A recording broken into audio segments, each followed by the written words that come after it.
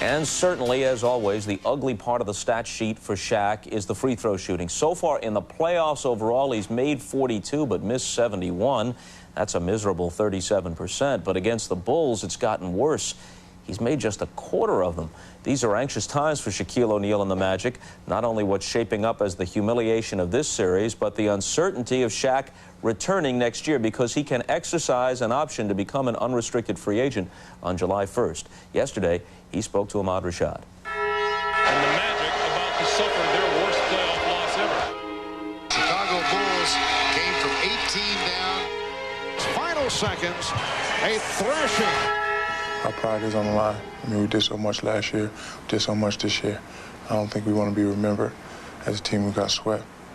So we just have to, go out and just play hard and compete. I wanted them to see the Houston Rockets celebrating because that ultimately is what we want to experience as a basketball team. When things start to fall apart, people start to point fingers. Has that started happening on your team? Not really. I don't think it has. And I'm the type of player that I will never ever point fingers because I'm one of the leaders of this team. So if things go wrong, it's my fault. Just like in the Army. If the Army messes up, it's not the soldier's fault, it's the general's fault. So if people want to point fingers, they can just point at me. And then I'll just have to, adjust and come back stronger. I'll never give up. Even if 1,000,001 people point fingers, I'll never give up. I'm gonna keep on fighting. Looks like we're going to shoot free throws to settle this one. 1 of 9 at the line. I say stunning even for Shaquille with all his problems at the free throw line. I've had this problem for a long time. I practice them, and I hit them in practice, and they look pretty, and I nail them in practice. And sometimes when I'm in a game, I guess I'm just, not concentrating. But I would never, ever make an excuse for missing free throws. I just miss them, and I just have to, keep working on them. But one day when I get over that phobia of making them in practice, missing them in games, I'm gonna be deadly. So it is a mental phobia because I just watched you shoot, 10, 11 right in a row, yeah. But a whole different, when you shot them differently. You were much more relaxed. They were coming off the fingers, not like you shoot them in the game. In the game, I just think I'd just be so, so hyped, so ready to dunk, so ready to get my jump hook, so ready to run the court. And maybe I just don't, take my time and relax. But I'm gonna hit them one day. I'm not even worried. There's only one thing in my head. The championship. The championship. Because I got 10 fingers and no rings. When you look at the Chicago Bulls, which is a great team, a great team, how much better are they than any other team that you face this year? They're just, they have their 2/3 superstars. Everybody else are role players. Those guys on this team, they don't worry about who does all the scoring, who gets all the attention. Those guys over there, they know their roles. When you went through that tough period with your grandmother a month ago, it seemed like your relationship with Coach Brian Hill was strained. What's your relationship with Brian now? I'm a coach's player. Whatever a coach tells me to do, I do it. I'm not the type of guy to point fingers, or I'm not the type of guy to say it's his fault. I just come in and do my job, and he's a coach, and I'm a player, and I do my job. What about your future here in Orlando? You'll be an unrestricted free agent at the end of the season. Do you want to remain here in Orlando? Orlando is the first option, but I think I'm going to have to test the market and look at all my options. But you actually want to stay here in Orlando? Orlando is the first option. I'm going to do what's best for me and my family. So you're sort of avoiding my question. Orlando is the first option. It's the first option, but do you want to stay here? I would like to be here, but I'm going to do what's best for me and my family. I'm just going to look at all the options. I'm just going to weigh them out. But I'll be somewhere sunny, no matter where I go. Well, I just got off the phone with the Weather Bureau in L.A. Right now, it is 72 degrees and cloudy, but they say that the clouds will burn off by next season. So the Lakers could still be on his list if he wants to go someplace where it's sunny. Maybe Miami's going to offer him what they promised Alonzo. Well, that would probably be a better use of the funds. Yeah, exactly. I think the Lakers are prepared to definitely go after him, and they can give him an average of $15 million over a 7-year deal. But I was told that when in Orlando's negotiations with Shaq that have been ongoing, they talked to him about 7 years. He does not want to play 7 years. But I think he will stay in Orlando. I think the last thing this guy wants to do is leave this place a loser. You know, it's interesting. If he doesn't want to play 7 years, and what is he now, 24 years old, maybe, and this is not a criticism, just an observation, maybe the younger generation of athletes doesn't look at a legacy the same way your generation did, because here's a guy who has a chance, if he's lucky, he stays injury-free, to be one of the greatest players of all time. Well, you know, I'm a stickler about longevity, and I don't like to give guys props unless they play at least 10 years in the pros. But, you know, the economics today makes it realistic that a guy can only play 8 or 9 years and be satisfied financially and satisfied with what he's done for his career if it's been validated by making some all-star teams, making some all-pro teams, possibly going to the finals, and, of course, ultimately winning a championship. I think Shaquille's career won't be validated because of his talent unless he does win a championship. So if that happens in the short term, you might not see him around for 10 seasons. How many years for you, 16? 16 seasons, 2 leagues. Between the ABA and the NBA. Well, perhaps it's only for pride, but the Magic might be taking the court for the final time this season. Game 4 of the Eastern Conference Finals coming right up. Marv Albert and Matt Guokas will have the call. The NBA playoffs continue on NBC after these messages from your local station.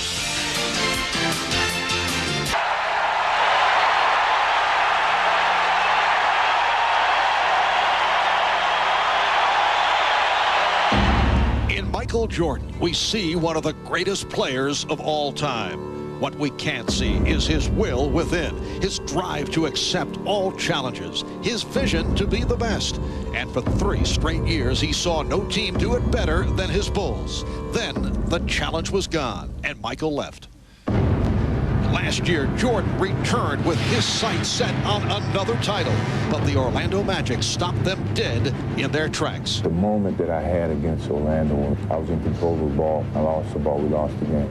It was not the characteristics of my game, and hopefully I could redeem myself for what happened last year.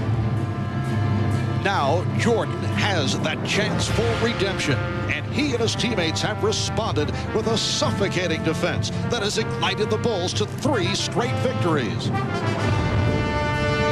Michael has seen his teammates rise to the occasion, playing with the fire and determination that is the Bulls 1 win away from a trip to the finals, but one giant roadblock still stands in the way.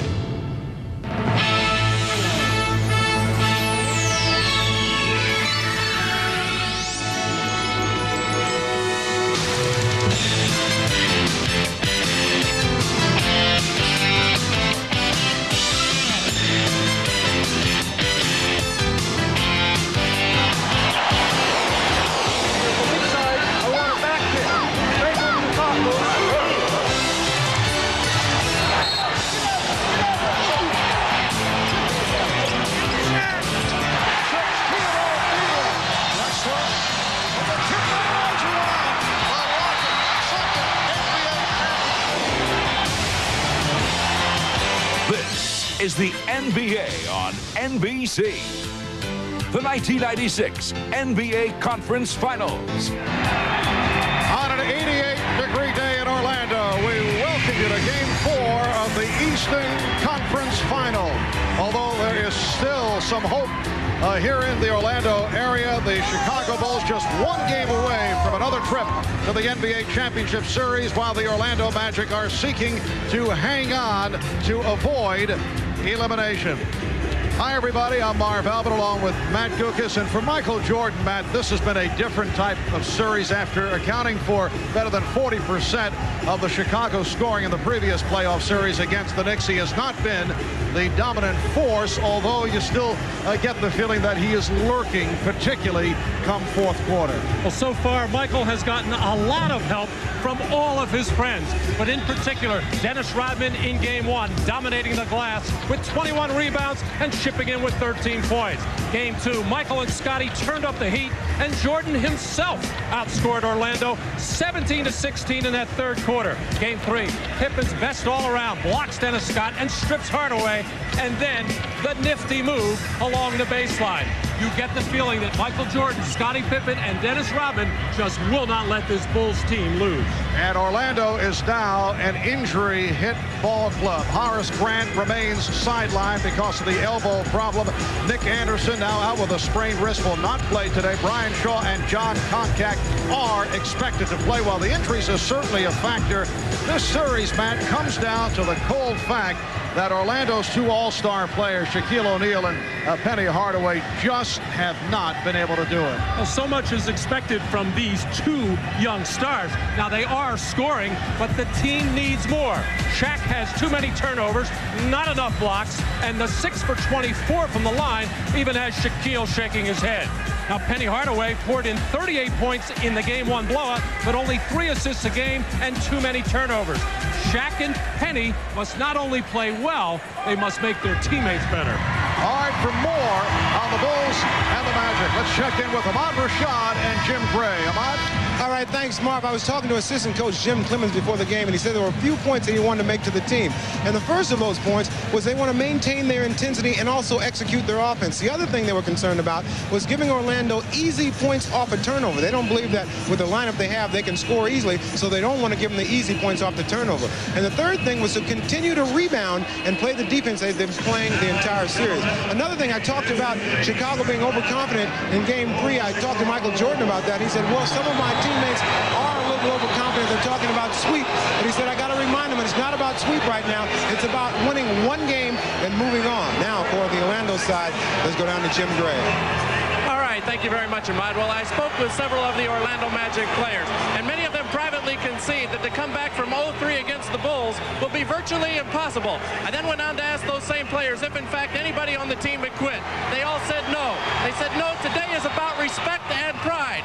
Well, if they lose today, this will be the 3rd straight time, 3 years in a row, that they will have been swept at some point in the playoffs. I put that to Shaquille O'Neal, and he told me plain and simply, that will not happen. I cannot take that kind of embarrassment. It would be the worst embarrassment of my professional life, and I couldn't stand a summer of that kind of shame. Marv? All right, thank you, Jim. So coming up, it's Game 4 of the Eastern Conference Final Series. The Magic and the Bulls from the arena.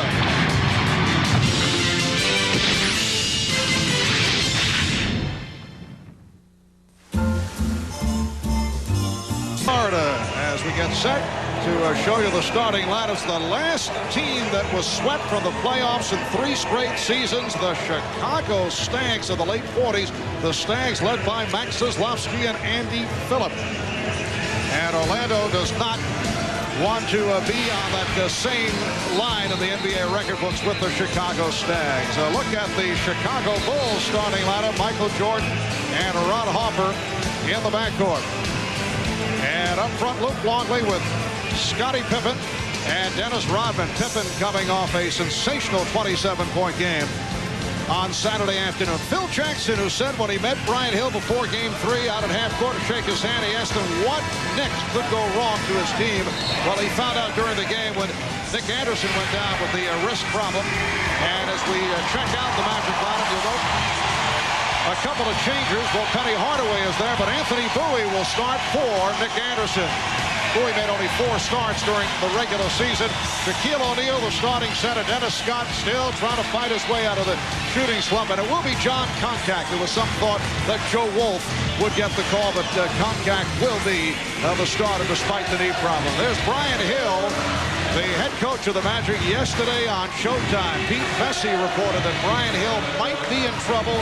There could be interest in Chuck Daly. Well, John Gabriel, the Magic general manager, told our Jim Gray earlier that Hill is not in trouble. He said that Hill will return next season as Orlando's coach.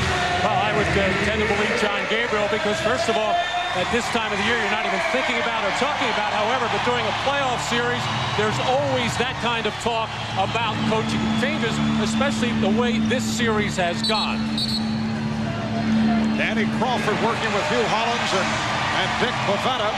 And on the opening tip, the ruling that the ball, apparently someone jumped in too quickly on part of the Chicago Bulls, was Michael Jordan trying to get the edge. So it is Orlando with the first possession as Hardaway works against Pippen. We're just underway in Game 4. Hardaway in the lead, and O'Neal is fouled. Well, Brian Hill and his coaching staff putting in a couple of new wrinkles and a couple of new plays at yesterday's practice, and this is one of them. Getting a pick and roll to the middle of the floor, something that's been very difficult for them to do because the Bulls have been forcing their pick and rolls from that side of the floor down to the baseline. But this one got Penny Hardaway to the middle, and a good pass to Shaq. Foul committed by Longley, and Shaq gets the crowd going, following up on the 1 for 9 on Saturday by hitting his first 2. Light pressure being shown as Dennis Scott hangs back against Scottie Pippen. Jordan is being played here at the start by Bowie. Longley sets the pick. Longley with the shot clock down to 4 is called for traveling. Well, the Bulls taking a lot of time as the Magic defense pressuring them into not a good look on any kind of offense. A key for Chicago is keeping Luke Longley and Dennis Rodman out of early foul trouble. That's what happened to them in Game 2, and that's how Orlando got an 18-point lead. O'Neal again led by Hardaway. It's a 4-0 Magic lead. Scottie Pippen thought he saw the opening. Dennis Scott able to stay with him. The Orlando Magic try to bounce back from an embarrassing performance here on Saturday. Held to just 67 points, second lowest in NBA playoff history since the advent of the 24-second shot clock. Pippen firing from downtown and kept alive by Rodman.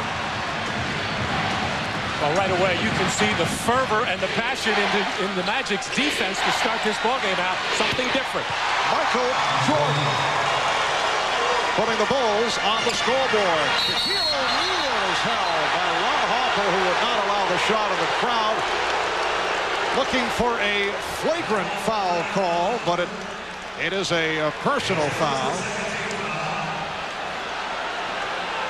Michael Jordan just getting that little handoff from Dennis Rodman, and a good look as Shaquille guarding Rodman, too slow to get out and challenge Jordan's shot.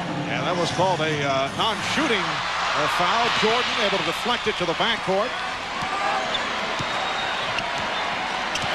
Oh, Jordan got picked off by contact. The steal by Scott. Hardaway. Oh, the Magic opening up in very alert fashion. We did not see this at all on Saturday. And you have to wonder why, Marv. It's just a matter of getting ready and playing at a playoff-type intensity, and that's what we're seeing here at the beginning of this ballgame for Orlando. Chicago looking a lot like the Magic, especially in games 1 and 3. Foul away from the ball called on Koncak.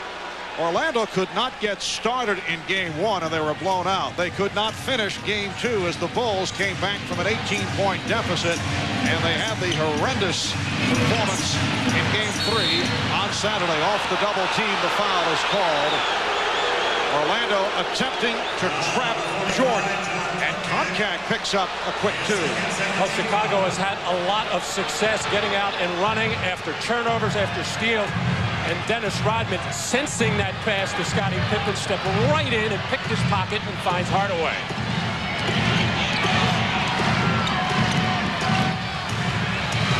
Now Pippen one-on-one with Scott. Rebounded by Longley. Longley keeps it alive and then stripped by Scott. Hardaway with Bowie. Hardaway took it all the way. And it's Orlando 8. Chicago 2. And Phil Jackson stoically sitting on the bench, barely watching the action. A little upset with his team, probably warning them for 2 days that something like this could happen if his ball club wasn't ready. But Michael Jordan showing that he is ready. Michael hitting on his first 2 field goal attempts. Jordan coming off a very quiet game here on Saturday. Also late in the game, came up with a twisted ankle, but says he's all right. And showing no signs of the ankle problem. O'Neal gets inside, and Rodman able to box out for the rebound. Good defensive job. Oh, Dennis Scott almost with another steal. Harper changed his mind. Jordan with the show-the-ball move on Hardaway. And the Bulls will maintain possession.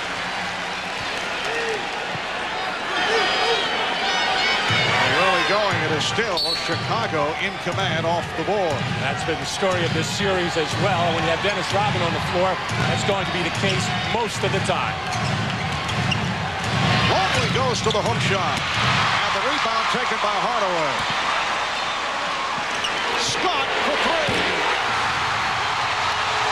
Dennis Scott, who has been struggling, has not been able to hit not only the downtown shot, but the two-point shot. He was 2 for his previous 13 in this series. Orlando up 11-4.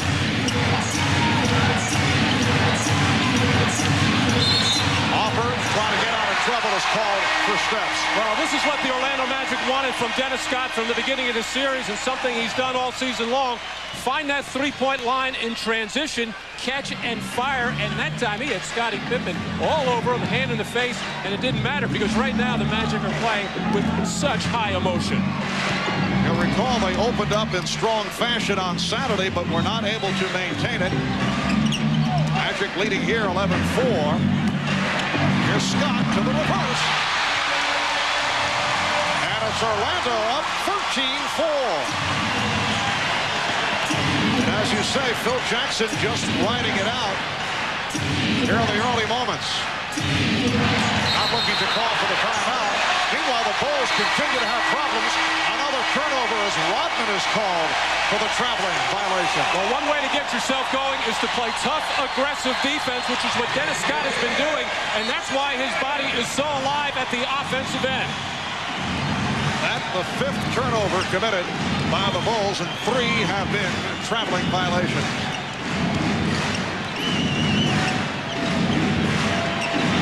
Scott passing on the 3. O'Neal backing his way and hitting. So Shaquille with 6 points here in the early going, and it's the Magic 15, the Bulls 4. 5 minutes gone by. And Phil Jackson knows there will be a timeout as soon as we hit the 6:59 mark and under on that dead ball. Ron Harper with his first field goal. Orlando Magic hoping to bring this series to a 5th game, which would take place in Chicago on Wednesday night. O'Neal led beautifully by Bowie. Anthony Bowie with the perfect pass for Shaquille O'Neal, who just had some words for Dennis Rodman as they headed up court. They have been sniping at each other right throughout the series. You recall Shaquille referred to Rodman as a gimmick, and Rodman has been saying, well, Shaquille, the block by O'Neal. Fast break for the Magic. Scott for 3. And Longley gets to it. Rodman has been saying, well, O'Neal will be a great player someday. Nice move by Michael Jordan. He's 3 of 3, has 6 points, and it's the Magic 17, the Bulls 8. And at the other end, Dennis Rodman barking at the official, Danny Crawford, saying he was thrown to the floor. The Bulls are still getting their running opportunities as the Magic, some of that emotion starting to wear off. A little slow getting back on defense. O'Neal turns it over. And Pippen fouled in the open floor by Scott. A furious start by the Orlando Magic with 5:49 to go in this first quarter. They are up 17-8. Attempt from downtown, 2 of 13 from the three-point range. Prior to that, only 1 for 7 from downtown in game number 3. We asked Dennis his thoughts on the shooting problems. Just one of those things that I guess we as shooters go through when the ball just doesn't want to go in the basket. And then when I finally do get some good looks, which sometimes I guess in this series they've been coming far in between, and I find myself sometimes rushing or getting over anxious that, oh, I finally got a good look, and I'm not shooting my normal shot. And you know, it's something you go through, but only way you get out of it is keep shooting. But I'm trying to guard for myself to not taking, bad shots or start making myself and hurt the team worse. And we're already being down 0-3. I don't want to come out and just start jacking up crazy shots and making everything look worse than what it is. Well, throughout the course of the season, Dennis Scott benefited by all the double teaming on Shaquille O'Neal and Penny Hardaway. He would generally get open for those three-point shots. It has not happened in this series. Another alert play by the Magic. They've been swarming defensively here at the start. They lead 17-8. Anthony Bowie blocked. Jordan got a piece of it, but contact right there. And it's Orlando 19. Chicago 8. Even the picks are better for Orlando. Shaquille O'Neal has set a couple of very good ones on pick and rolls. And earlier we saw John Koncak almost level Michael Jordan near midcourt. Illegal defense called for the first time. Let's check in with Ahmad Rashad. Ahmad? All right, Mark, doing that last time out. Phil Jackson very calmly reminding his team that they expected this kind of intensity, the crowd behind them and everything, but said that with their experience, they should be able to weather the storm. A lot of ball game left. They just got to start chipping away at it. Mark? All right, thank you, Ahmad. Ron Harper helping to chip away at it with a 3. Harper with 5 points, and it's the Magic by 8, just under 5 minutes remaining. Well, Ron Harper's shooting has been very poor in this series, but his defense has been exceptional. Shaquille trying the spin move and was shoved by Longley. So Luke committing his second. Well, most of this series, Shaq has stayed going to the middle against Luke Longley and has a lot of success on the spin to the baseline against Wennington. He figured I might as well try it on somebody else. And now Phil Jackson's going to come with Kukoc and go small to try to reverse the momentum of this ballgame. Luke Longley will sit down after collecting his second foul. Substitution for Orlando, Donald Royal checking in.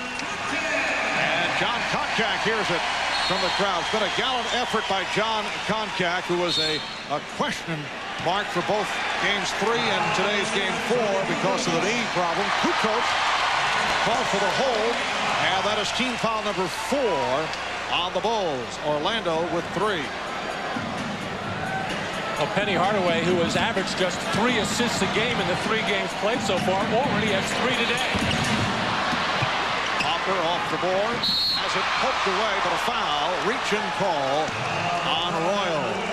Orlando very aggressive defensively, showing the passion and the heart that they seem to lack in game 3. And when you start a game out, Mark, with that kind of aggression, and if you can keep it up for long periods, you'll get the benefit of most calls from the referees. But if you start out sluggishly, not moving your feet, not getting after people, not bumping, and then try to do it later in the game, you will not get the benefit of the calls. Fan of defense from the crowd. Jordan working on Bowie. Shot clock at 5. Pippen for 3. Well, Scottie Pippen, who was having his difficulties from three-point range, has certainly been able to find the touch at 3 of 4 from downtown on Saturday. 19-14, Orlando. Hardaway trying to set up O'Neal. But Shaquille made the recovery. And it's the Magic 21 and the Bulls 14. Shaquille O'Neal with 10 points in this first quarter. Well, Penny Hardaway felt pressure. They got a pressure release. He just drove through everybody, was going to attack that rim, and finally the dish off to Shaq. Short. Try to go glass, and he was hacked by Bowie. Well, nothing tentative about the attack at all at either end of the floor for Orlando so far this afternoon. Penny getting into the middle of the lane. Could have been a foul on Rodman as he moved his feet and stepped over and forced the bump. But Shaq able to dig out that loose ball and finish. Michael Jordan, who had difficulty at the foul line in unusual fashion on Saturday, 6 of 11 at the line. Both clubs had problems. Chicago 18 for 31, Orlando 10 of 24. How about the two teams combining, missing the 5 technical fouls that were attempted? It was a full moon the other day. 21-16, Orlando. 3.5 to go. This first quarter. Miscommunication between Bowie and Hardaway. Penny felt he was grabbed, but does a wise thing there. Doesn't argue with the official. Something that was a problem for him on Saturday. Bulls Bulls with 6 turnovers. For the Magic, their second. Rodman gets inside. Air ball on the finger roll. And Dennis hears it from the crowd. He didn't know where he was on the floor. Never located the rim. Scott. Rebound punched aside by O'Neal and out of bounds. Brooks Thompson getting set to check in. Now being waved on, replacing Anthony Bowie. Brian Hill working with a short bench, although he does have Brian Shaw available, despite the neck problem. He sat out on Saturday. Well, this has been the difference in this first quarter. And it's been the other way around in the first 3 games of this series, but Orlando definitely the most aggressive team on the floor at this moment. Rodman, rebounded by Hardaway. Now from Orlando's point of view, although Dennis Rodman has certainly picked it up offensively, they do not mind seeing Rodman take those kind of shots. He'll set the pick. Scott eluding Pippen. Scott. Thompson able to keep it alive and a 1-2 by Pippen. Well, let Bell down. The Magic with the shot clock rolling down. Timeout taken by Chicago. You are watching the NBA on NBC.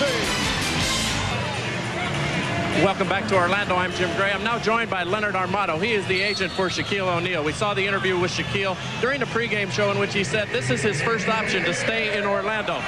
Leonard, there was also some talk about Brian Hill. First, let's ask you about Shaquille O'Neal. Will he stay here in Orlando or go to Los Angeles? Well, first of all, I just want to let Peter Vesey know that the reason I didn't return his call this week because I knew he was going to try to stir up all this controversy. Well, now that he has done that, will Shaq stay? Well, Shaq and I have a pact that during the playoffs we don't have any discussion substantively about where he'll be next year. As he said, Orlando is definitely his first choice. But, you know, after the season's over, we got to evaluate all of his options. Now, Chuck Daly's name has been mentioned. Is it more appealing to Shaquille O'Neal to have Chuck Daly here as coach? Would it be more appealing for him to stay here? Well, it's difficult to say. Chuck Daly's one of the greatest coaches of all time, but Brian Hill's doing a great job this quarter. This quarter. What about Brian Hill and his relationship with Shaquille? You know, Shaquille said, and I think it goes for me too, Brian's the coach, Shaquille's the player, and that's the way it stands. Until anything changes, that's the way it stands. But you would not be opposed to having another coach, specifically Chuck Daly? No, I'm not saying that. I'm just saying that after the season's over, a coach as well as all the other factors will be one of the considerations. Thank you very much, Len. Try to enjoy the game now that you've been grilled. Marv? All right, thank you, Jim. Not that Brian Hill will be concerned with Leonard Armato. See Rich DeVos, the chairman of the Orlando Magic. Not that he'd be concerned with a vote of confidence from Leonard Armato, but that was not exactly a ringing endorsement that Brian is doing a fine job in the first quarter. And by the way, that man, Rich DeVos, one of Brian Hill's biggest supporters and fans. And I'm sure he will have a lot to say with whatever goes on with this organization come the offseason. 2.5 remaining in the first quarter, and the Magic up 22-16. And a foul is called as Kukoc cut to the lane. He was held by Scott. For Dennis Scott, his second. And now Orlando over the limit. So Tony Kukoc, who has been quiet during the course of the playoffs, on the line. Kukoc during the regular season just killed the Magic. Tony Kukoc coming back from the lower back injury that put him out of the Knicks series, missed the final 3 games of that series. Played 20 minutes here on Saturday, hit only 1 of 5 from the field. So Chicago has been able to cut into that 11-point deficit. It is now a 4-point Orlando lead. Thompson guarded by Kerr, who just came on. Hardaway, very active in this first quarter. Hardaway already with 4 assists. He had just 3 in 46 minutes in game 3.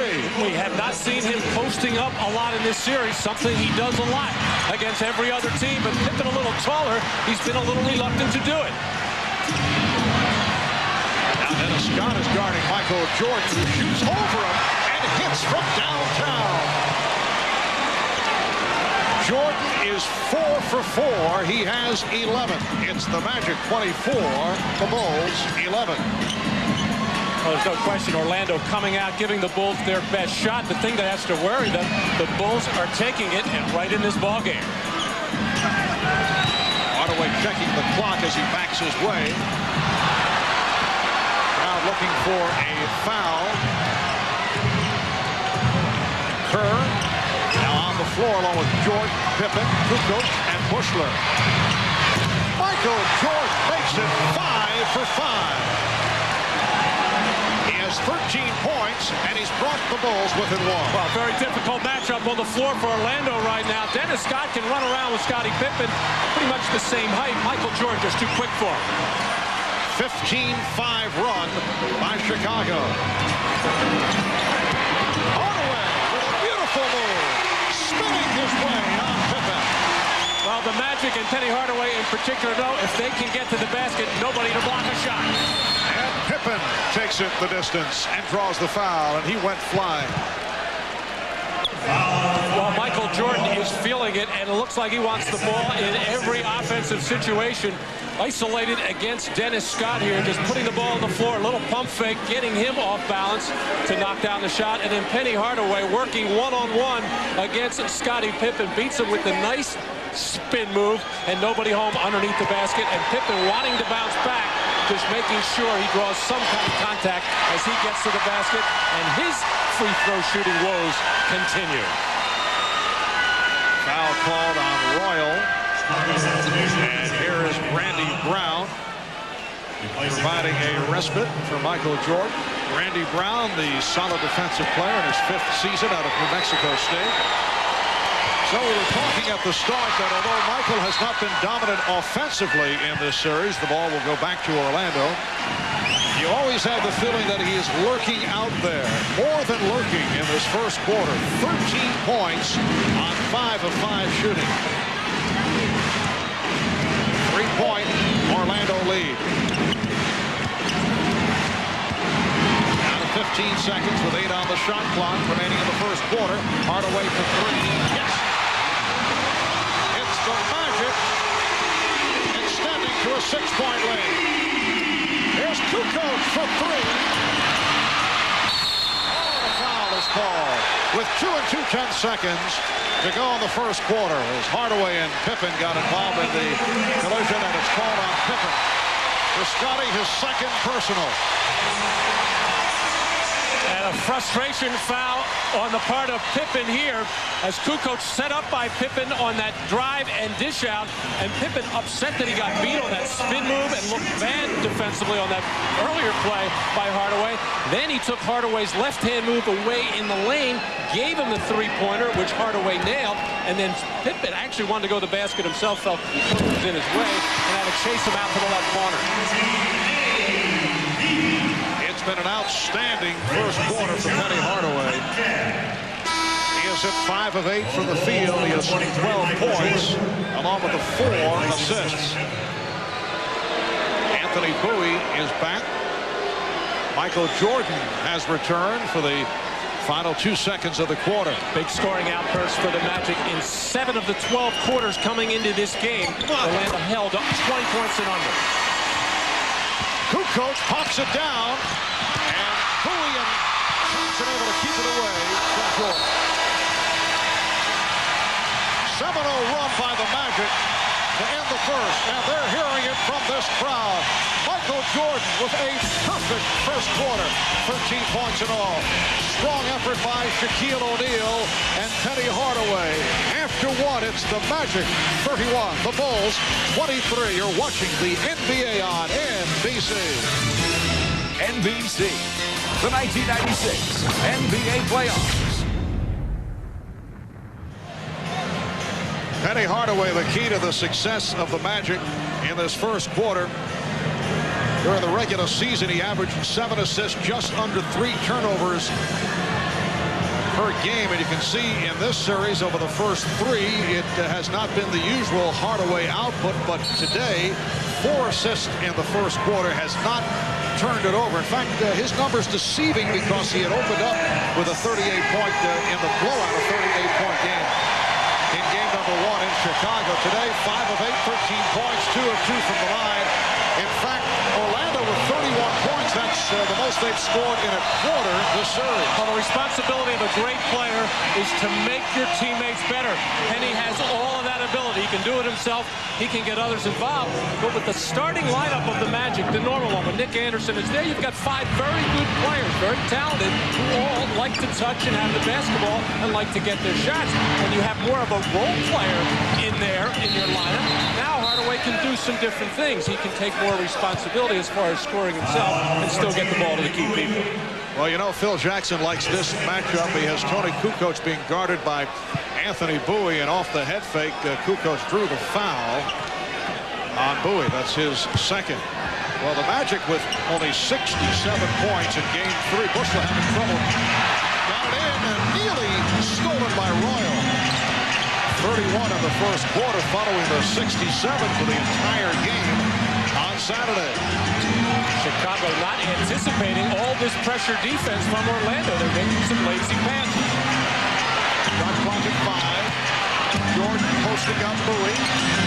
And continues the superb shooting. 6 for 6 from the field.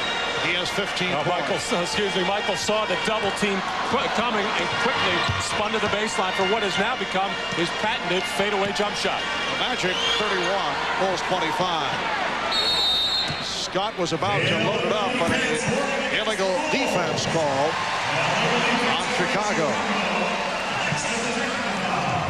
That is the first call against the Bulls. Michael Jordan catching out of the corner of his eyes. The move by Donald Royal to come double. Knew that he could take that quick, hard step and explode into the air and shoot over the smaller Bowie. Hardaway scored the last 9 points for the Orlando Magic. Foul is called as Royal took the push. The foul on number 23, Michael Jordan. Foul on Jordan. That is his first. I said the smaller Bowie, actually Anthony Bowie and Michael Jordan about the same height, 6'5" or so, but when Michael gets into the air, he all of a sudden becomes taller, much taller than Anthony Bowie.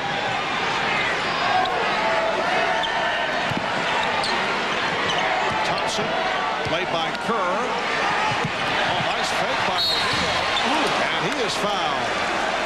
Shaquille has certainly had his way in the first half against Dennis Rodman, who in this series has done a terrific job, not only on the court physically, but you get the idea he has gotten into the head of Shaquille O'Neal. That foul was called on Tony Kukoc. Well, because there is so little double teaming of Shaq, these defenders have to play him straight up. Normally you would shade towards the middle because that's where the double team is coming. Shaq now 3 for 3 from the line. And I think that's why Shaquille is getting that little opening on the baseline and really making a good, quick, hard move with terrific footwork to the baseline throughout this series. Over the first 3 games, Shaq 6 of 24 at the foul line. And he's followed up to 1 for 9 on Saturday with a 4 for 4 thus far. 33-25 Orlando. We are early in the second quarter. Marv Albert with Matt Dukas, Ahmad Rashad, and Jim Gray from the arena. They double up on Jordan. And Michael in a crowd got blocked. It is on O'Neal. That's his first. Such a smart play by Michael Jordan. You can just tell in his body language he feels the Magic are getting the benefit of a lot of calls. He was just going to drive into a white shirt and see if he couldn't get a call. He didn't like that last call against him. Almost a makeup call. In fact, a makeup call. Kukoc. Nice touch by Tony Kukoc. That is his first field goal. 33-27 Orlando. Magic have led right throughout. They have done it with pressure defense here in the first half. Scott with the save. And back comes Kukoc. Setting up Bushler for 3. Yes. John Bushler has done a terrific job game in and game out coming off the bench. Does not get many minutes, but he has certainly made the most of it when he's been on the court. Well, Steve Kerr actually out-paddled Shaquille O'Neal and knocked that ball loose. He almost got his body knocked hard to the floor. 3-point Magic lead. Here is Thompson for 3. Brooks Thompson, a three-point shooting specialist in his second year out of Oklahoma State, extends to a 6-point Orlando advantage. Kukoc for three. And he continues to struggle from downtown. He is now 2 of 33 from three-point range. We'll be right back. Do or die for the Jazz against the Sonics. Tuesday night at 9 Eastern on NBC. Life's funny. You never know what to expect. But you do with the Toyota Corolla. It comes equipped with a 20-sensor self-diagnostic system to help ensure things are exactly as you'd expect at every turn. Life's full of surprises. Your car shouldn't be one of them. The newly restyled Toyota Corolla. It's where 28 years of innovation have taken us.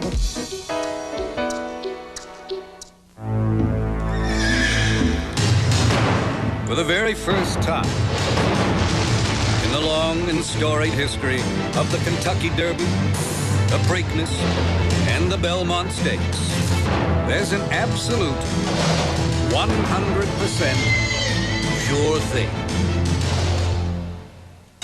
If you try to use American Express, you won't get in, because the only card accepted at the gate is Visa. It's everywhere you want to be. What's up, Sandy? Hey, Lisa. Hey, Jennifer. Hi. What's up, Linda? Hey, guys. Huh. Ooh. Hey, you notice anything kind of different about the girls this semester? Yeah. Now that you mention it, they're all wearing that Pepsi stuff. Huh. Now, drink a lot of Pepsi, collect a lot of points, get a lot of cool stuff. You notice anything different about the basketball team? Pepsi stuff. The NBA on NBC is brought to you by the Pepsi-Cola Company. Now, the more Pepsi you drink, the more great stuff you're going to get. By Toyota and their full line of quality cars and trucks. Toyota, I love what you do for me. And by Nike, who encourages you to participate in the lives of America's youth. Well, during the course of this series, there's been much verbal sniping between Dennis Rodman and Shaquille O'Neal. Rodman has certainly done an effective job defending against Shaquille. We asked Shaq about the matchup. I think Dennis knows that he can't play me one-on-one. I mean, the rules is one arm, an arm has to be halfway. I mean, he puts two hands in the back and a knee in the crotch. He still can't hold me. So, I mean, but this is not a Dennis Rodman Shaq thing. And I'm going to just go out and play my game. And I only speak when I'm spoken to. And I'm going to just go out and play. Well, nobody can really hold Shaq, but Dennis Rodman is averaging 16 rebounds a game so far in this series and an unexpected 12 points a game so far shut out from the field. Magic 36 and the Bulls 30 with 3 minutes gone by in the second quarter. Beautiful move by Shaquille O'Neal. He now has 14 points. And it's Orlando by 8. Luke Longley has returned. Longley with Pippen and Rodman up front. Jordan and Kerr in the backcourt. Longley playing with the 2 fouls. Well, he surprised Rodman. Longley trapped, had nowhere to go, and then looked to give it up. Well, Shaq has had so much success with the spin to the baseline. Now looks like the defenders are taking that away. Nice little shoulder fake to get Longley to bite on the baseline side. And Shaq, who has really developed that little jump hook into the lane very nicely. Again, O'Neal going at Longley. Hoyle kept it alive, but Rodman on the recovery. Again, it's Scott defending on Jordan, who goes around him and then took a hard hit. Shaquille O'Neal got him with the hip. Foul number 3, Dennis Scott. Foul, though, called on Scott. Got him first, and that's 3 on Dennis Scott. Well, this is the mode that Michael gets into when he senses his team is struggling and in trouble. He's not going to just rely on the jump shot all the time. He's just going to put that head down, try to draw some contact, and get to the foul line and get other people in foul trouble. Now Jordan guarded by Hardaway, looking to shake it off. Pippen for 3. Jordan with the rebound.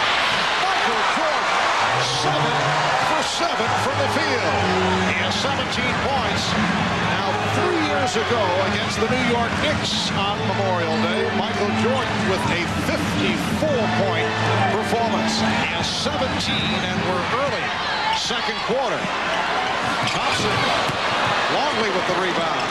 Stolen by.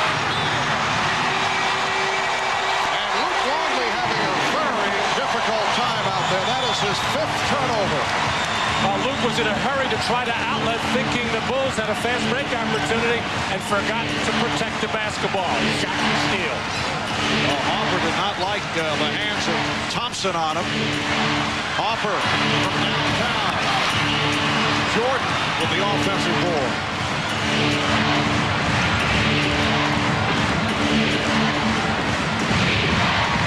Longley. Luke Longley with the open shot. His first field goal. And it's a 40-34 Orlando lead. I don't know if you can sense the look or see the look on the face of Michael Jordan as Penny Hardaway is challenging him with his defense. Michael loves that kind of thing, but so far Penny has done a pretty good job on it. Joe Wolf getting set to check in for the first time. A timeout has been called with 6:44 remaining in the first half. It's the Magic with a 6-point lead. The steal by Shaq for 2 of his 16 points. And at the other end, it's Jordan for Longley for his first field goal. We'll be right back. Orlando by 6:44 to go in this first half. A reminder, tomorrow NBA playoff action will move to prime time, 9 p.m. Eastern. Sean Kemp and the Sonics going up against Karl Malone of the Jazz. Game 5 of the Western Conference Finals. Terrific game yesterday. Seattle able to hold on for the win, and they are up 3 games to 1. Sonics and Jazz tomorrow, 9 o'clock Eastern, right here on NBC. Saw the impressive stat line of Michael Jordan, who's been perfect. Penny Hardaway holding up his own with 6 of 9, 15 points. And Hugh Hollins with the call away from the ball. Foul on Wolf, who just checked in. That is his first. Well, there, Michael not needing as much scoring throughout this game. Game 1 was a blowout. He just kind of stood around and occasionally chipped in when he had to. He had to turn it on in that third quarter of Game 2. Here is Jordan. Rodman with the putback. So Michael with his first miss. A good call coming out of that last timeout. A post up for Penny Hardaway. Sometimes the Magic fall into that trap of thinking they have the mismatch, and they do with Shaquille O'Neal, but that gets other people standing around. A different look to Penny from time to time. Could get other people involved. Besides, Penny's very effective. Michael, once again, every time he gets the opportunity, wants to drop that head and drive to the basket. This time he avoided the contact, unable to finish that shot. But Dennis Rodman, who's been quiet on the boards, finally got in there. Illegal defense, second call against the Bulls. And Hardaway not able to hit. And so the technical foul jinx that struck on Saturday continues here this afternoon. Michael Jordan hitting his first 7 shots before that miss. The all-time NBA playoff record, best shooting percentage in a single game. Scott Whitman, 11 for 11. Did it for the Celtics against the Lakers back in May of '85. Also did it on Memorial Day, we're told. And the foul is called. It was on Rodman, who applauded the call, but I don't think it was sincere applause. No, absolutely not. That's the one that can get him into trouble. Foolish foul there, because Dennis is going to be involved a lot down low with Shaq, where he's going to have to take some fouls. Trying to pressure Joe Wolf on the perimeter, unnecessary. Hardaway. O'Neal. Oh, Shaquille. Unstoppable in this first half. 44-36. The Magic by 8. Harper on the penetration. Rodman with the rebound. And a loose ball foul called on the Magic. Well, this is why you do not have to go into Shaq in the post every time, because he has other ways to score. When he is off the ball, involved in pick and rolls or just on the weak side, just go in there and get some second shot opportunities. And at the other end of the floor, instead of challenging that shot, Shaquille O'Neal got all tangled up with Dennis Rodman. He got called for the elbow in the throat. So Shaquille with 2 fouls. Dennis Rodman during regular season just a 52% free throw shooter. Hopper sitting down. Kerr and Jordan in the backcourt with Longley, Rodman, and Pippen up front. We're coming up on 5 minutes to go in the first half. The Orlando Magic trying to stay alive with this best of 7, leading by 7 points. They have led all the way. They've led by as many as 11. Kerr putting the pressure on Thompson. Kerr with the steal and called for time. And the call, it should be noted, made by Hugh Hollins, who has not been a favorite official in recent years of the Chicago Bulls. A much better pressure on the part of the Chicago Bulls. Steve Kerr all over Brooks Thompson. Hardaway being battled by Pippen inside, and a terrific dive by Steve Kerr to get the timeout. Eventual halftime report. We'll talk about the Western Conference Finals, in which Seattle now leads Utah 3-1 after the dramatic win yesterday. Game 5 is tomorrow night here on NBC. We'll talk live with the Sonics shooting guard Hersey Hawkins. And we'll get the analysis of Julius Erving and Peter Bessie on the first half of Bulls Magic. Orlando a win away from elimination, but leading right now by 7 as we send it back to the O-Arena. Marv Albert, Matt Gukas, Ahmad Rashad, and Jim Gray. And stuff. Thank you, Bob. Well, a call that was disputed by Penny Hardaway just a moment ago. Steve Kerr was able to dive and come up with the timeout. Penny is letting the official know that Steve Kerr should not have been able to call this timeout because both players had possession or tied up and had 4 hands on the basketball. Nevertheless, Kerr got the call. He was shouting it, I think, as he dove to the floor, asking for that timeout. Kerr being defended tightly by Thompson. Scottie Pippen has been quiet, only 1 of 5 from the field. Jordan with the step. And rebounded by O'Neal. Shaq with 18. Michael Jordan, that's a backcourt violation. Brooks Thompson, who had some shaky moments handling the ball in Game 3, turns it over right there. He was surprised by Penny throwing him the ball in that situation. Penny Hardaway, the primary ball handler right now. Brooks Thompson occasionally plays some point guard, but with Hardaway bringing it out of the backcourt, his responsibility to get it into the front court. 4.5 remaining in the first half. Jordan try to shovel it. Blocked by O'Neal. Luke Longley is really having his problems at both ends of the floor. A little surprised Bill Wennington hasn't gotten a call. Phil Jackson just went down and got him. Yes, Bill Wennington making his way to the scorer's table. And a push is called. It's on the Bulls. That's 3 on Longley, and he will sit down. Here comes Wennington. And Bill really struggles with the strength department, trying to keep Shaq from moving either into the middle or the spin baseline. But what Bill can do for the other end is spread the floor a little bit, run some pick and pops, and he's effective with that 16-foot jump shot.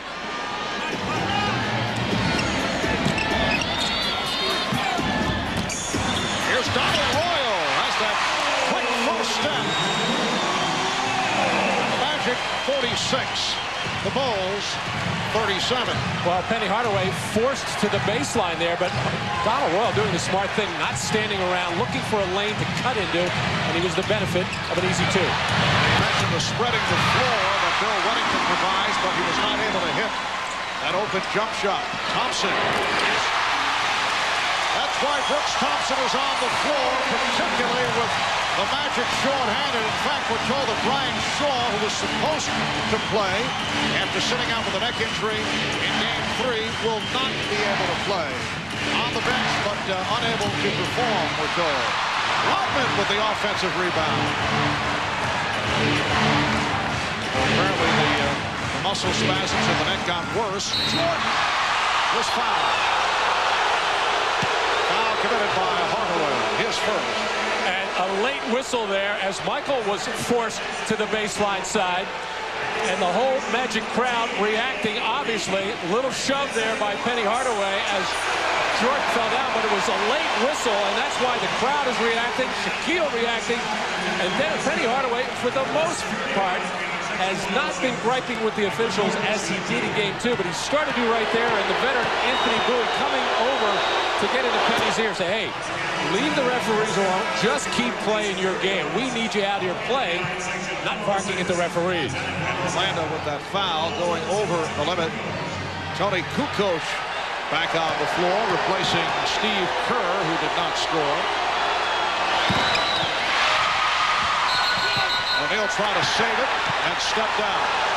And gets again, a very sincere pat from Dennis Rodman. Well, Shaq actually took his eye off the ball here and missed it completely, bouncing off his chest and trying to save it and throwing it as hard as he could off Dennis Rodman. I'm sure if he had the opportunity again, he'd throw it even higher if he could. Orlando by 10. Just under 3 left first half. Pippen got inside. Nice fake by Scottie Pippen. It's only his second field goal. Ryan Hill has O'Neal up front now along with Wolf and Royal with Bowie and Hardaway at the guard. Hardaway guarded by Pippen.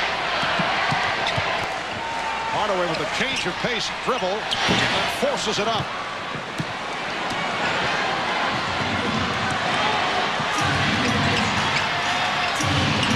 Kukoc met by Royal. Wennington for Rodman. Now Wennington will shoot it. Air ball handled by Royal. Bad pass, Bowie able to save it.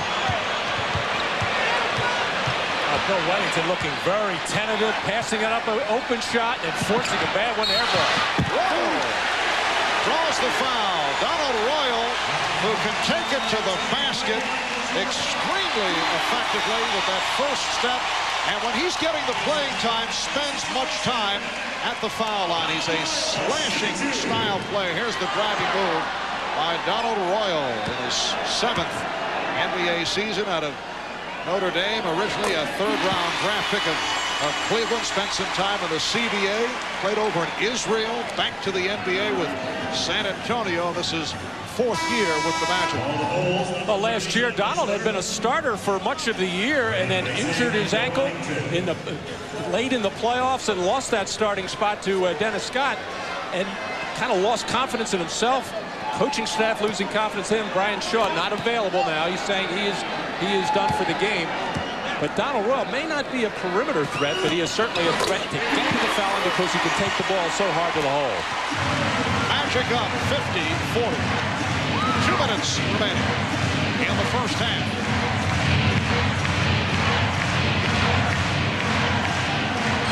Less than 2 minutes remaining in the half. Less than 2.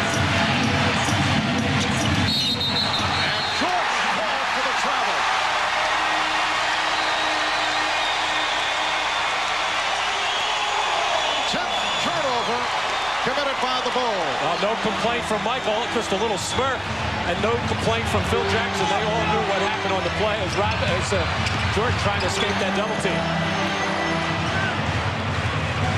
Minute and a half remaining in the first half. Oh, look out. Rodman and O'Neal with a shove on Rodman. Let's see how the officials handle this one. Dennis Rodman in a conversation with several members of the Orlando Magic. This one was brewing right throughout. Yeah, Dennis has been starting now. He's milling around, got into a little verbal altercation with Brian Hill, and they continue to jaw at one another. As there's been some hard hitting there, the shove by Shaquille O'Neal and Brian Hill walking out towards Dennis Rodman. Richie Adubato protecting Brian. I don't know how good that's going to be right now. But so listen, when you're a teammate of Dennis Rodman or a Chicago fan, this is what you always worry about with Dennis Rodman. The fireworks starting. You just don't know what's going to go off. Double technical called on Rodman and O'Neal. O'Neal, who was fouled, lines drives the first home. He's 5 of 5 at the line. Well, Shaq hit him 1, 2, 3 hard times, and Dennis Rodman is trying to grab onto Shaq and maybe instigate a little bit with the grab, and he did what he wanted to do. He got Shaq to react with a push. So difficult to figure out Shaquille O'Neal's inconsistent free throw shooting. A loose ball foul is called. Joe Wolf battling for the rebound, picks up his second. Both teams are over the foul limit. So the Bulls to the line. I thought you were going to say so difficult to figure out Dennis Rodman. There's an understatement. But Dennis senses that his team right now is a little bit lethargic. They kind of weathered the storm for much of the first quarter when the Magic came out and played with a great deal of emotion. Now I think he senses his team going backwards. He's trying to do something to get them fired up and, of course, get himself fired up. He's going to go to the bench for a rest right now. Well, this has sparked up Orlando team in this first half. In particular, right at the start, an Orlando team playing without Nick Anderson, who suffered the wrist injury late in Game 3. Brian Shaw dressed and on the bench. It was thought he'd be able to play after sitting out on Saturday with the muscle spasms in his neck. Now he is out. John Koncak playing with a hobbled knee. He started the game, but has not played much today. Off the steal, here comes Bushler. Of course, Horace Grant is out with the elbow problem. Rebounded by Sally, who just jammed it. And a loose ball foul on Bushler. Things getting very rough under the boards. And the last offensive sequence for the Orlando Magic, Bowie catching the ball deep in the left corner, looking for that lob play to Shaquille O'Neal. John Sally did a terrific defensive job of just bumping Shaquille off enough, and then the weak side defense by Judd Bushler to come up with the steal. And then Sally had a little easy layup, but he just squeezed it out of his hand. Joe Wolf, very popular player here in Orlando, hearing the Wolf cry from the crowd in his 9th season out of North Carolina. For 1 year, he was a teammate of Michael Jordan with the Tar Heels. During the regular season, started 8 games at the power forward position. John Koncak is back, and Shaquille O'Neal hears it from the crowd. 7 of 9 from the field, 19 points for Shaq. Had to be a last 2 games difficult situation for Joe Wolf. I'm sure driving to the arena expecting to start both ball games because John Koncak's availability unknown with that sore knee, and Joe Wolf not starting either. And I think it looks like it's affecting him mentally right now. He has a very quizzical look on his face, but he has been coming off the bench all year long for the Orlando Magic and making a nice contribution. Matt measuring the quizzical look on the face of Joe Wolf. He looks like that all the time, Matt. Even more. Very, very pensive. Shot clock at 5. Bushler for 3. Yes. Bushler 2 of 2 from downtown. And it's the Magic by 8 points with 40 seconds remaining in the half. Hardaway checking the clock as he resets. Shot clock at 7.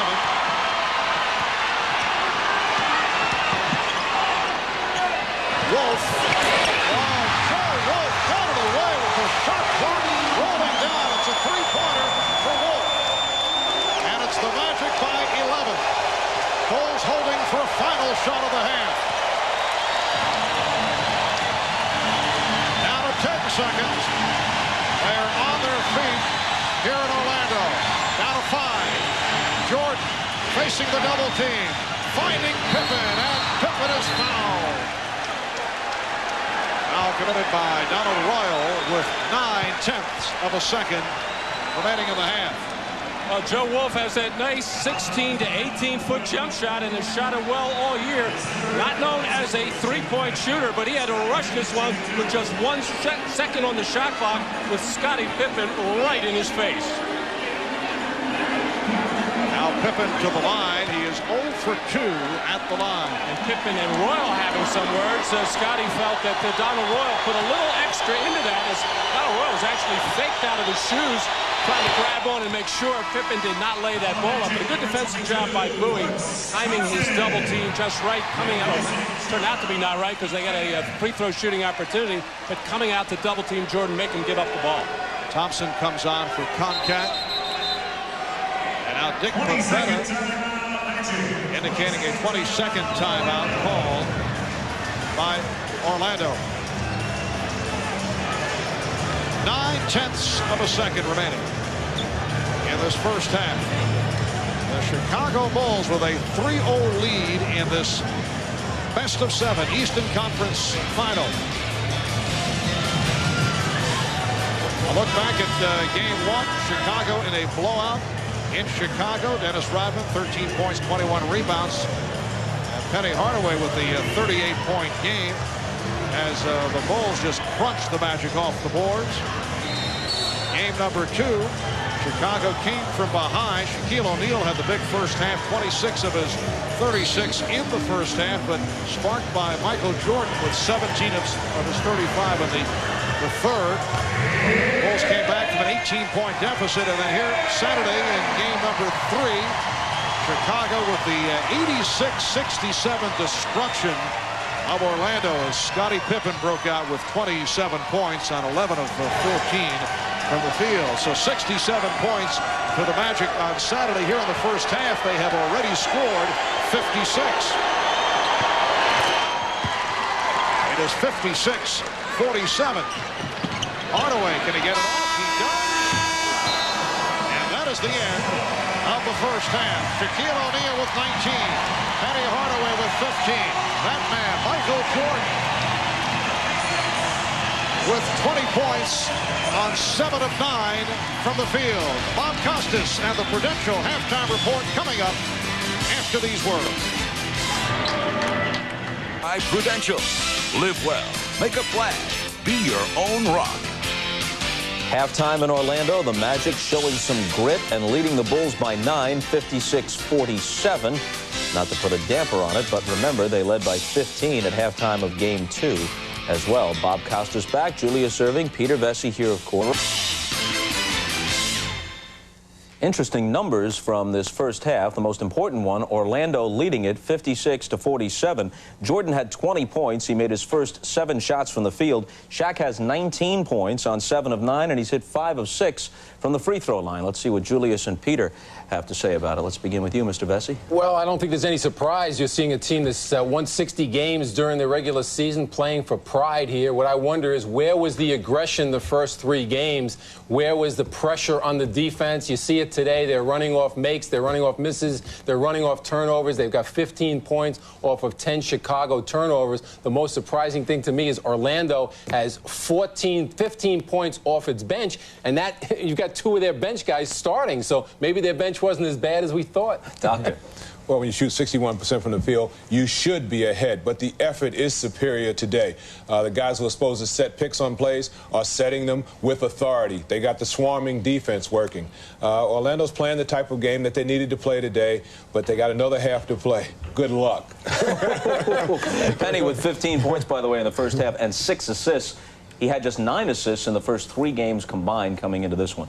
The French Open Tennis Championships began today in Paris. No major upsets. On the men's side, top seed Pete Sampras won in straight sets, taking the 3rd in a tiebreak. 3rd seed Andre Agassi had more difficulty in the rain at Roland Garros, losing a 2nd set tiebreak before taking the last 2 sets 4-4. And Jim Courier, the number 7 seed, also was pushed a bit, needing a tiebreak in the 3rd set before winning in 4. On the women's side, co-number 1 seed Monica Seles got little resistance. Seles and Steffi Graf are both seeded number 1. Graf plays tomorrow. Our coverage picks up on Saturday. Note the early start time of 10 a.m. Eastern prior to our coverage of the U.S. Women's Open Golf Tournament. Halftime in Orlando, the Magic leading the Bulls by 9 as they try to stay alive. Back to the arena after these messages from your local station. This has been the Prudential Halftime Report, brought to you by Prudential. Live well, make a flag, be your own rock. next Monday at 8, 7 Central. You have a bad day here, somebody dies. NBC presents the heroes who risked their lives. My baby is still up there. And the families who fear for them. Chances that you take. From acclaimed director Ron Howard. Go! Robert De Niro, William Baldwin, Rebecca De Mornay, Scott Glenn. Let me go! And Kurt Russell. You go, we go. Backdraft next Monday at 8, 7 Central on NBC. He approached me and said, I'm a personal trainer and a masseur. But he wasn't, and he sexually assaulted several women. See how they fought back. And Art Garfunkel singing again. Watch Inside Edition. Tonight at 7 on Channel 8.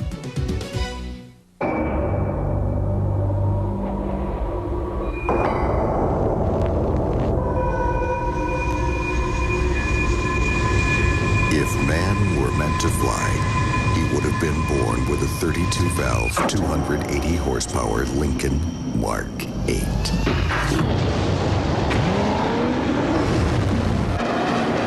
His other alternative is leasing one, Lincoln Mark 8, just $4.99 a month. Every child is a miracle, but sometimes even miracles need a little help. That's what All Children's Hospital is here for.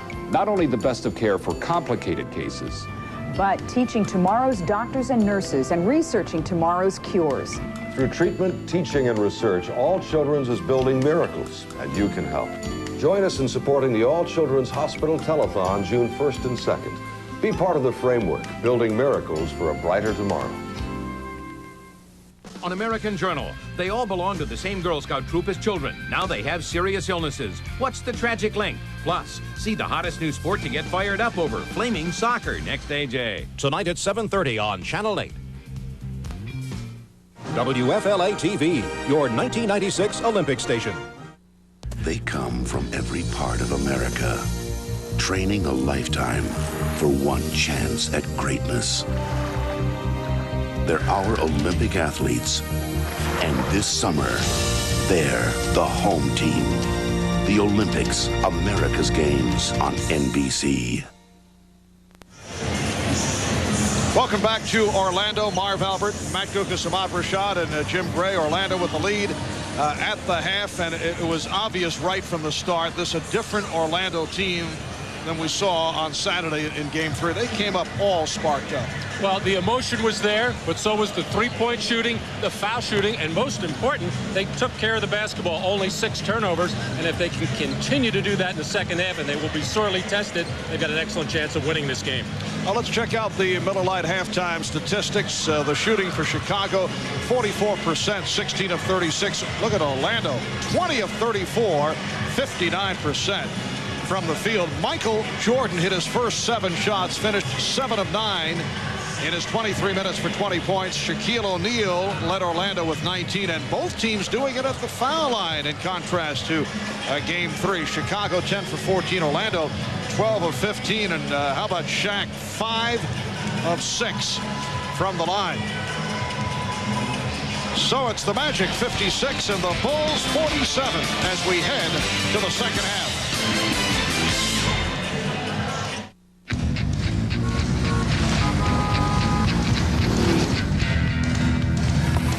Up here, I feel like traffic is miles away.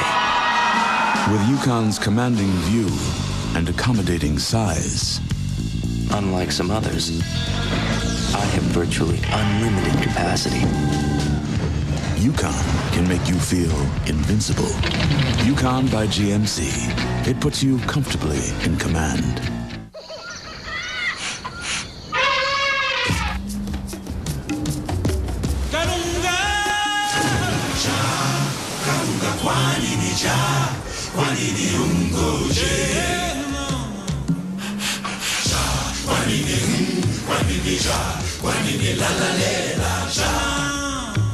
He didn't pay. They never do. Now Snickers is even more peanuts. Tons of them. To whom it may concern, I've always loved the summer games. The running, the jumping. It's all good. Even the shot put thing is pretty cool too. Still somehow, I can't help feeling there's something missing. Me. And that's why I think football should be an official event of the Summer Games. Let's have a meeting and put this together. That's my dream, and this is my plan. If I could be. Basketball didn't always come easy for Scottie Pippen. The youngest of 12, he was not even recruited out of high school, and his college career began as the equipment manager. Now this 1,000,000-to-1 shot is one of the NBA's greatest players. His dream will take him back to the Olympics on NBC. Orlando up by 9 as we approach the start of the second half. Remember, Orlando led by 15 at halftime in Game 2 in Chicago. Jordan, the only Bull in double figures with 20, 19 for O'Neal and 15 for Hardaway. Before the second half gets underway, let's go to Ahmad Rashad. All right, thanks, Marv. Phil Jackson telling his team that the problem was not running their offense. Also, way too many turnovers. They had 10 in the first half. If they can hold it down to 5, they'd be okay. Also, the problem with Penny Hardaway, let him get too deep in the blocks. They want to try to keep him away from the basket more and not give him any easy baskets. And in the words of Randy Brown, who told me Phil Jackson basically told them to get their butts in gear. All right, let's go down to Jim Gray. All right, thank you very much, Ahmad. I spoke with Brian Hill. He was very pleased with the first half. Said it was the best half that he felt they had played in this entire series. Liked the way that they protected the ball, and he liked the tempo of the game. He said, we're going to continue to run, and we'll continue to protect the ball. Marv? All right, Jim. Penny Hardaway leading the way with 6 assists in that first half. 12 assists for Orlando, and that a positive stat. Brian Hill checks over the first half rundown. Here's Michael Jordan. Rodman able to get it to Jordan. Scottie Pippen only 2 for 7 from the field in the first half, facing a double team. And last touch by Harper.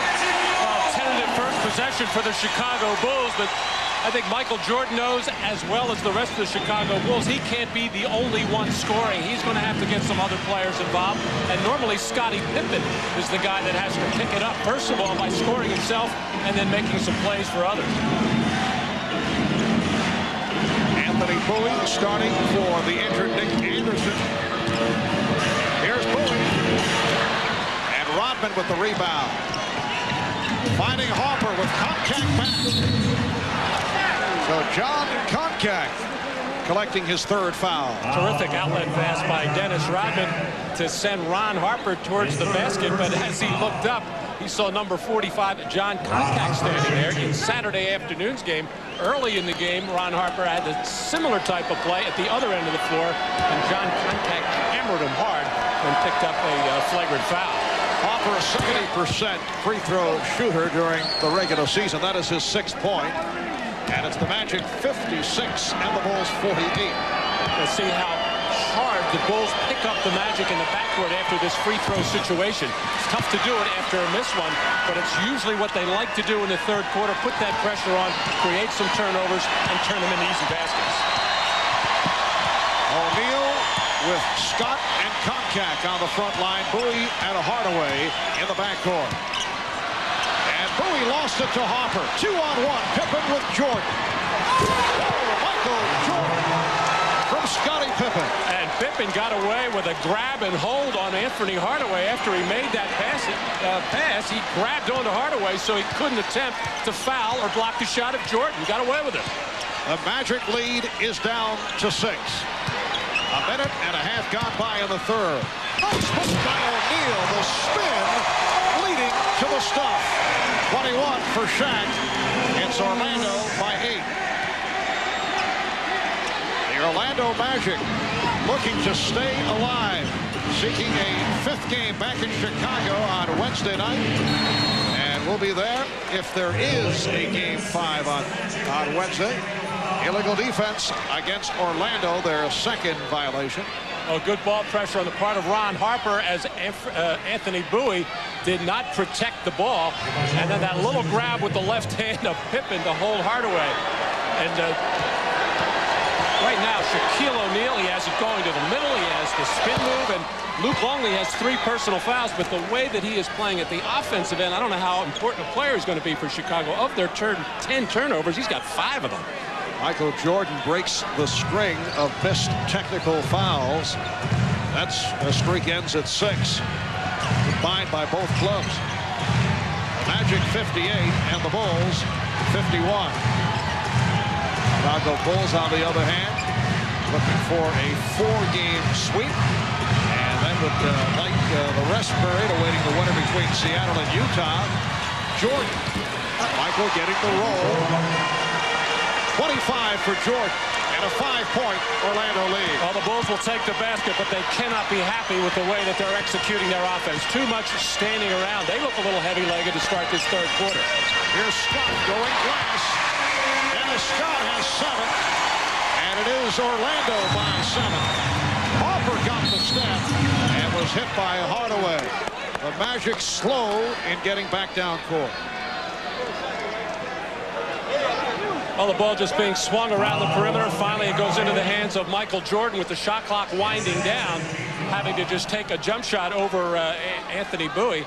And then Dennis Scott leaning in as he's been taken off that 3-point line time and time again by the Chicago defense, forcing him to put the ball on the floor. You hear the chant of defense from the crowd as Scottie Pippen teed it up but passed on the 3. Harper for 3. Bowie knocking it out of the hands of Rodman, and the Bulls will get a new 24. Well, the Bulls say they want to take that shot, and it is an open one from Ron Harper as they swing the ball, as Phil Jackson calling that play. Because when you expect your teammates to take a shot, and that's why Dennis Rodman is such a good offensive rebounder. He times it so well. He knows when the shot's going to get up, and he gets good position. George for 3. And Pippen able to get to it. Well, Scottie Pippen has been off. He is now 2 of 8. Orlando in possession, up by 7. Rodman had it batted away by Bowie. But Anthony Bowie very active on the boards. He's been contesting for every loose ball, every rebound at both ends, and that's been a factor. Well, the Chicago Bulls are having to settle for jump shots out of their offense, and that's what the triangle offense will present to you a lot of times. But they still have to get some slashes and drives to the basket to be effective. Longley setting the screen. Jordan trying to slice his way and had it out on the side. It will be Chicago ball with 4 on the shot clock. It's amazing how the ball winds up in the hands of Michael Jordan or Scottie Pippen with that shot clock winding down. But they do have the ability to create, make something happen. No complaint by Michael there. Good block by Shaq. Pippen can't find anyone. Just did avoid the 5-second violation. Now Pippen with the shot running down. It's a 24-second violation. 12th turnover for the Bulls. Well, when you don't set good hard screens on underneath out-of-bounds plays and come off hard, you're going to get yourself in that situation, and you have to expect it with just 4 seconds on the shot clock. The Bulls so far kind of sleepwalking into this second half. Well, we talked about this possibility yesterday with Phil Jackson, asking was there fear of a letdown. He said yes, there was. Bowie on the drive. That's his first field goal. And the Magic has opened up a 9-point lead. Not only a question of a letdown, but Orlando is playing a different brand of basketball here this afternoon. Longley. Luke Longley with the short hook to cut it to a 7-point Magic lead. This is when the Magic try to overload that one side of the floor. Bowie likes to throw the alley-oop lob. Doesn't get an opportunity here. There's the hard spin. Yes, and it counts. And Shaquille O'Neal has been unstoppable with that move. The head fake, the spin, and the stuff, drawing the foul on Longley for Longley, his 4th. Well, Shaq just uses Luke Longley as a post. He just leans into him, and that freezes his body. And then Shaq is really able to go either way. And he's been very effective going to that baseline. And James Edwards will get a look, as Luke Longley did finally get a field goal on the last Bulls possession, but he has had his problems here this afternoon. Hardaway able to tear it away from Rodman on the offensive board. And a foul is called.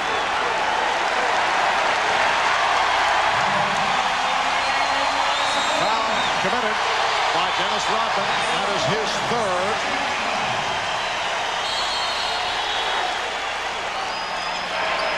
Well, you expect a miss from Shaq on free throws no matter how well he's shooting it. Dennis Rodman failed to block out Penny Hardaway.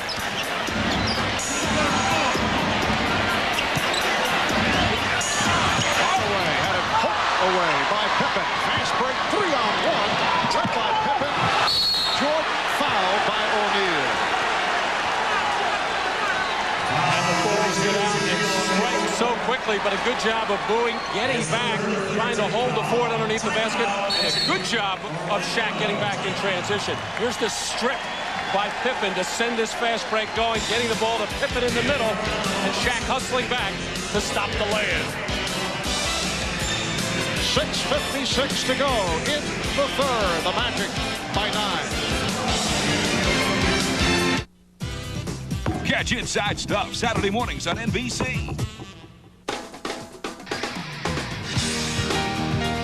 This is it, where brand new Miller beer begins. Where the hops grow that give new Miller beer its flavor. Because new Miller beer is brewed a totally new way. Straight from the heart of the hops. For flavor unlike any other beer. Big flavor that goes down easy.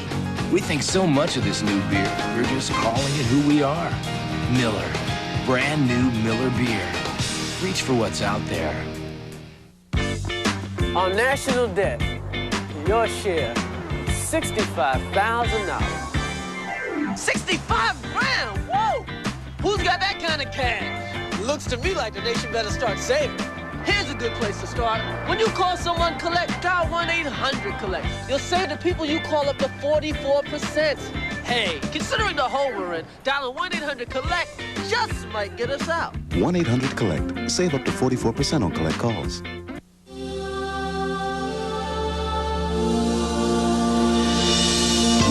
With Sierra's strength and exceptional power, life's daily obstacles are easily handled.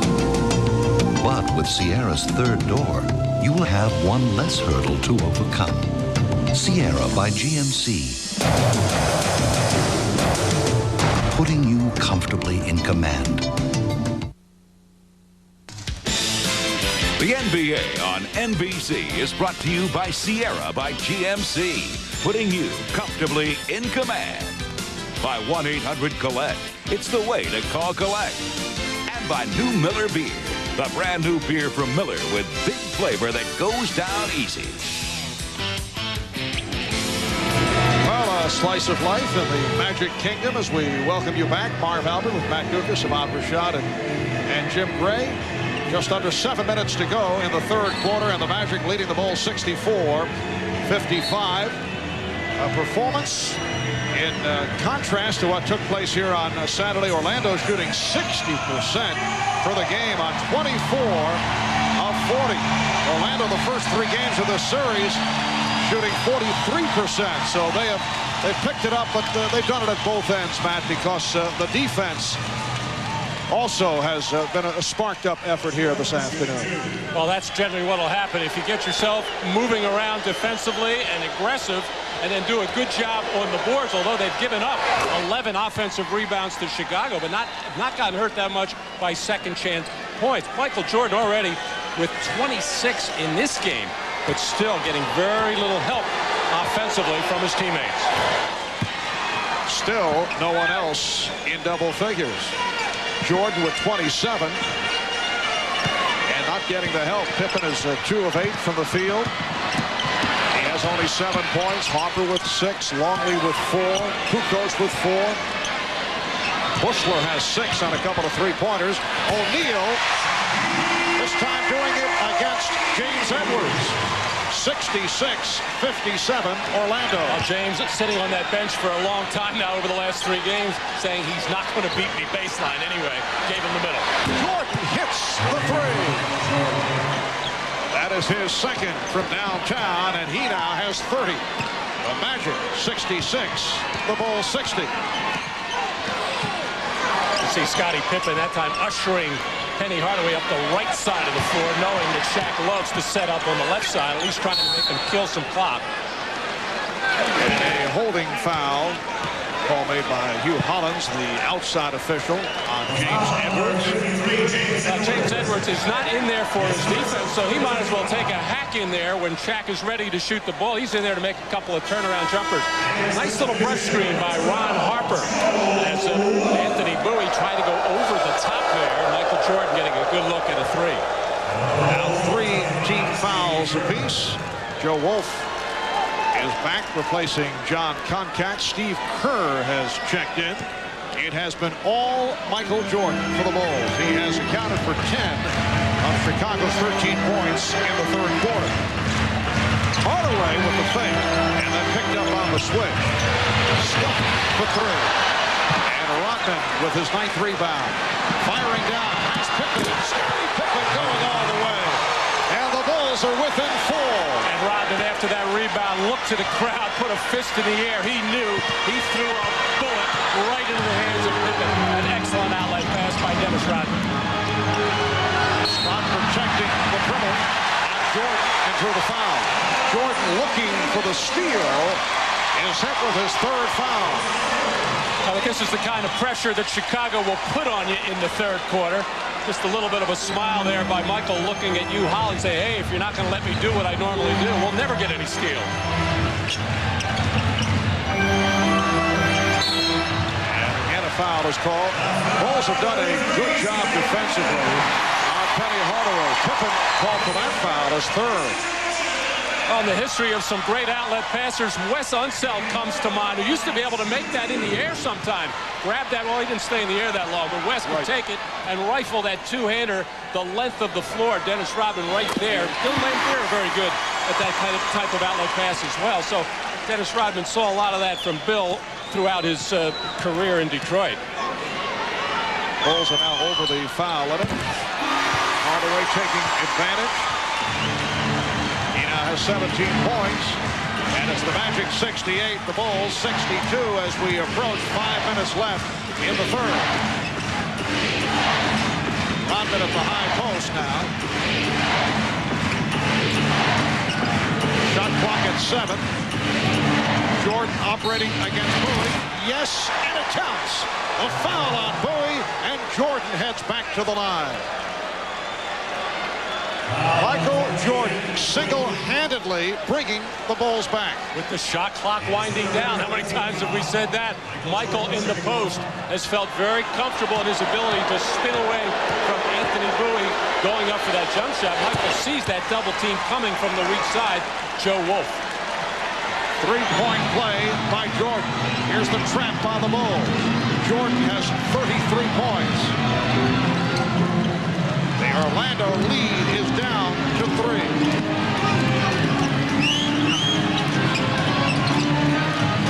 Bowie with the open shot. Yes. Anthony Bowie with a second field goal. 5-point lead for the Magic. The pressure. Nice touch by Chicago.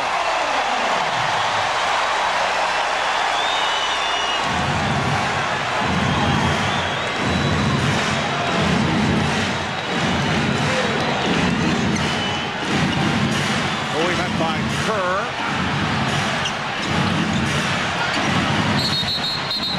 And Edwards called for the hand check of O'Neal. Shaquille to the line where he is 5 out of 7. And it has become hack-a-shack attack on the part of the Bulls. Well, in the penalty, and James Edwards would rather do that and see if Shaq can't make something from the free throw line. He's been so effective in the post as the Bulls continue to force the ball up the right side of the floor. And for some reason, Shaq very rarely posting up on the right side. And it's really not that he can't do it. He prefers the left side, but he's pretty effective with a little jump hook on the right side as well. Well, Shaquille hit his first 5. He's missed his last 3 at the line. Now Royal back, placing Joe Wolf. Well, the Bulls going small, bringing Kukoc in for Edwards, and Brian Hill countering, bringing Donald Royal into the ballgame, who was very effective in the first half with his ability to drive the ball to the basket. O'Neal now 6 of 9 from the line. The Magic leading by 6. 4 minutes to go in the third. Jordan with the move. Pippen able to keep it alive. Here's Kerr for 3. Bowie on the loose ball.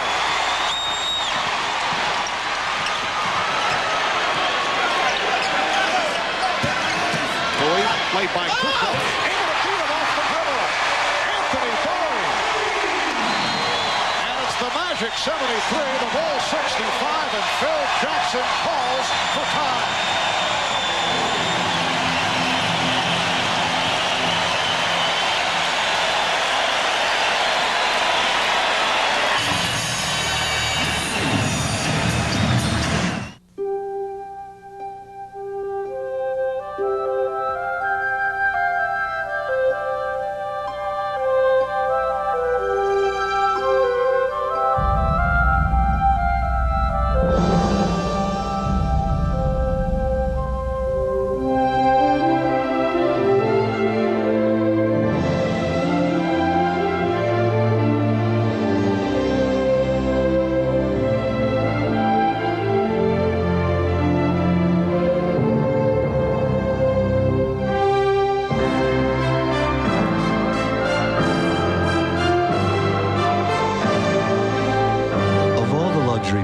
Sedans in the world, there is one that has caught America's eye. Aurora by Oldsmobile.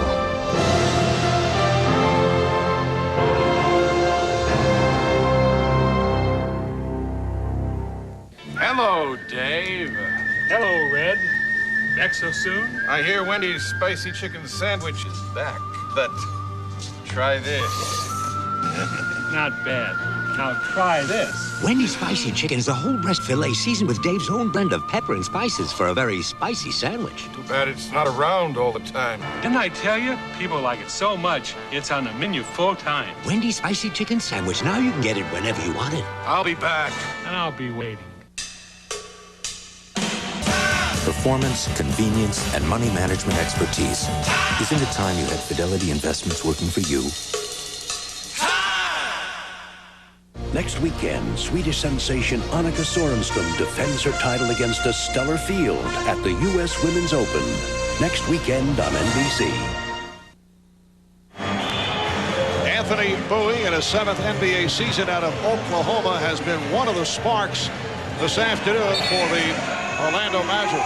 He didn't score in 15 minutes in the first half, but 3 huge field goals for the Magic here in this third quarter, using his foot speed to get a little seam and a little daylight to get by Tony Kukoc. Anthony Bowie is having his hands full at the other end with Michael Jordan, who is 11 for 17 from the field. And the tough part about it for Anthony is that Michael is 9 for 10 from the line. You cannot put Michael Jordan on the free throw line at double-figure amounts, except when his teammates are not getting involved offensively. Bowie starting for the injured Nick Anderson. Now Hardaway is defending on Jordan. Pippen. Well, Scottie Pippen said he felt he was in the rhythm early in Game 3. He has not been able to find the rhythm here to this point. But that bucket cuts it to a 6-point Orlando lead as we come up on 3 minutes to go in the third quarter. Now Bowie being guarded by Kerr. Hardaway with 5 on the shot clock. Out of 3. Out of 1. That's a 24-second violation.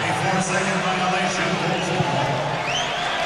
Penny Hardaway in the post, who's usually very effective in either making his own play if he's single covered, but he spotted Tony Kukoc coming over to double team, and they gave the ball up too quickly, and it enabled Kukoc to just hang in the lane and they'd get back, and that's why the Magic did not get a good look at a shot.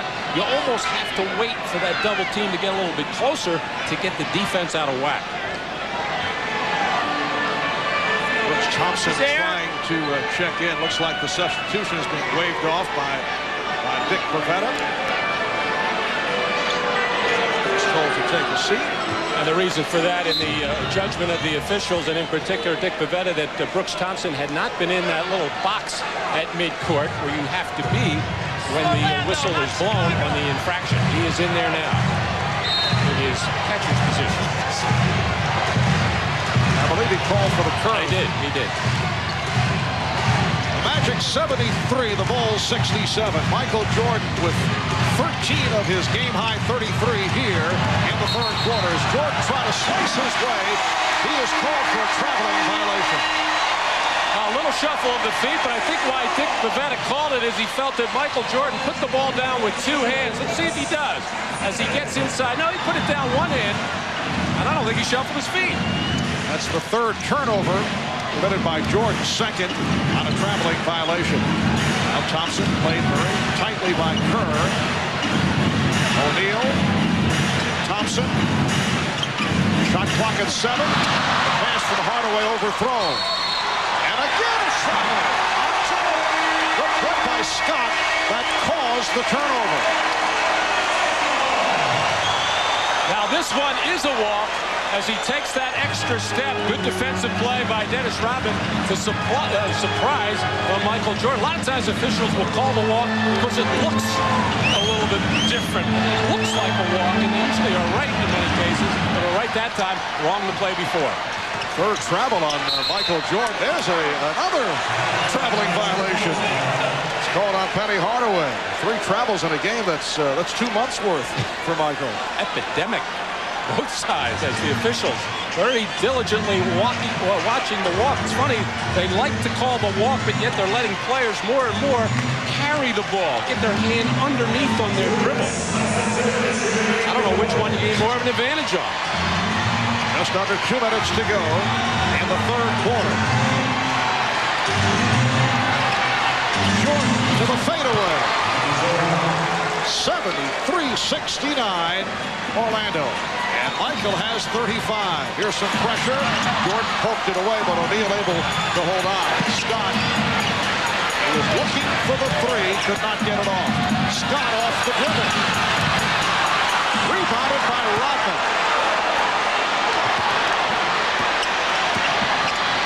Rodman over Pippen.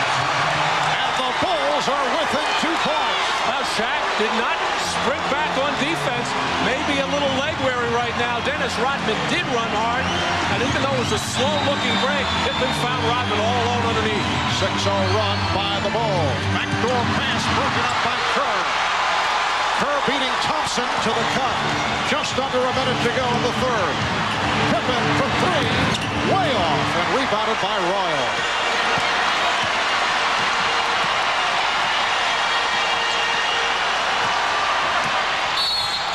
Hardaway in on a reach-in with 43 seconds to go in the third quarter. Foul on Pippen. That is number 4. Well, Rodman knew that Shaquille O'Neal was left in his dust all the way into the backcourt. Just ran right down the middle of the floor, right to the front of the rim, and nobody protecting there as Penny Hardaway not able to help out as he was caught on the perimeter from Tony Kukoc. Even though, Shaq is slow getting back on defense, mainly because he does so many things around the basket. He's not going to be as quick as a lot of players if you're running the floor, so your teammates have to protect you, and that's a big area where the Magic are missing a Horace Grant. He is so good at getting back and protecting the basket in the lane for his center. One-time Chicago Bull Horace Grant sitting out with a twisted left elbow. Now he has said that he could make it back if there is a game 5, although team doctors are saying that he's out for the series. 3-point Orlando lead, 35 seconds to go in the third. Jordan getting the pick. Kerr for 3. Yes. And he has tied the game at 74. Steve Kerr, the one-time member of the Orlando Magic, who did the job coming off the bench on Saturday, has tied it up. Post-up move by Dennis Scott. And a loose ball foul is called on the Magic. With 12 and 5/10 seconds remaining in the third. Foul on Scott. A puts Orlando over the limit. So the Bulls with an opportunity to take the lead for the first time today. Not a bad play for Dennis Scott, who was a much improved post player, making his move in the lane, but an outstanding defensive job by Dennis Rodman, who actually mistimed his jump, but just chipped the ball a little bit to himself as Brian Hill looking out to a couple of his players, looking at Brooke Thompson, giving him some hand signals and eye contact, getting him straight on what they want to do in this last 12 and a half seconds. Rodman missing on the first free throw, so he is 1 of 3 for the day. Michael Jordan will get a rest, and Rodman has given Chicago a 1-point lead. We're down to 10 seconds left in the third.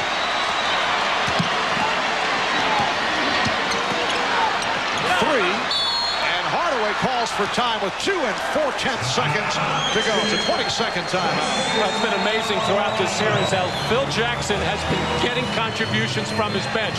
We saw Judd Bushler hit a couple of threes in the first half. Randy Brown doesn't play a lot of minutes, but he forced a 20-second timeout there with intense pressure on Penny Hardaway and then getting help on the double team.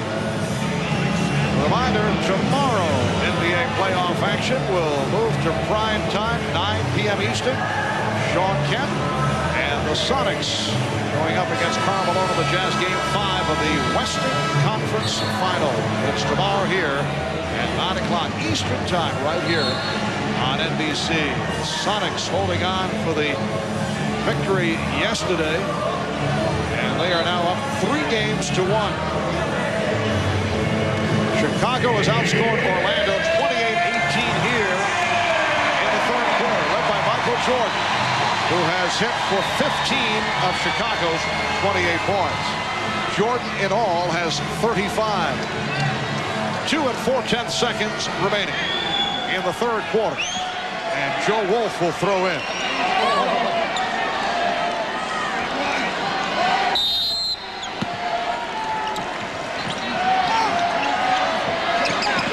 Scott looking for the shot, blocked by Kukoc. And that being applauded by Phil Jackson. After 3 at the Olinda, it's the Bulls by 1. Jordan 12 of 18, 35 points in all. We'll be back after these words from your local station.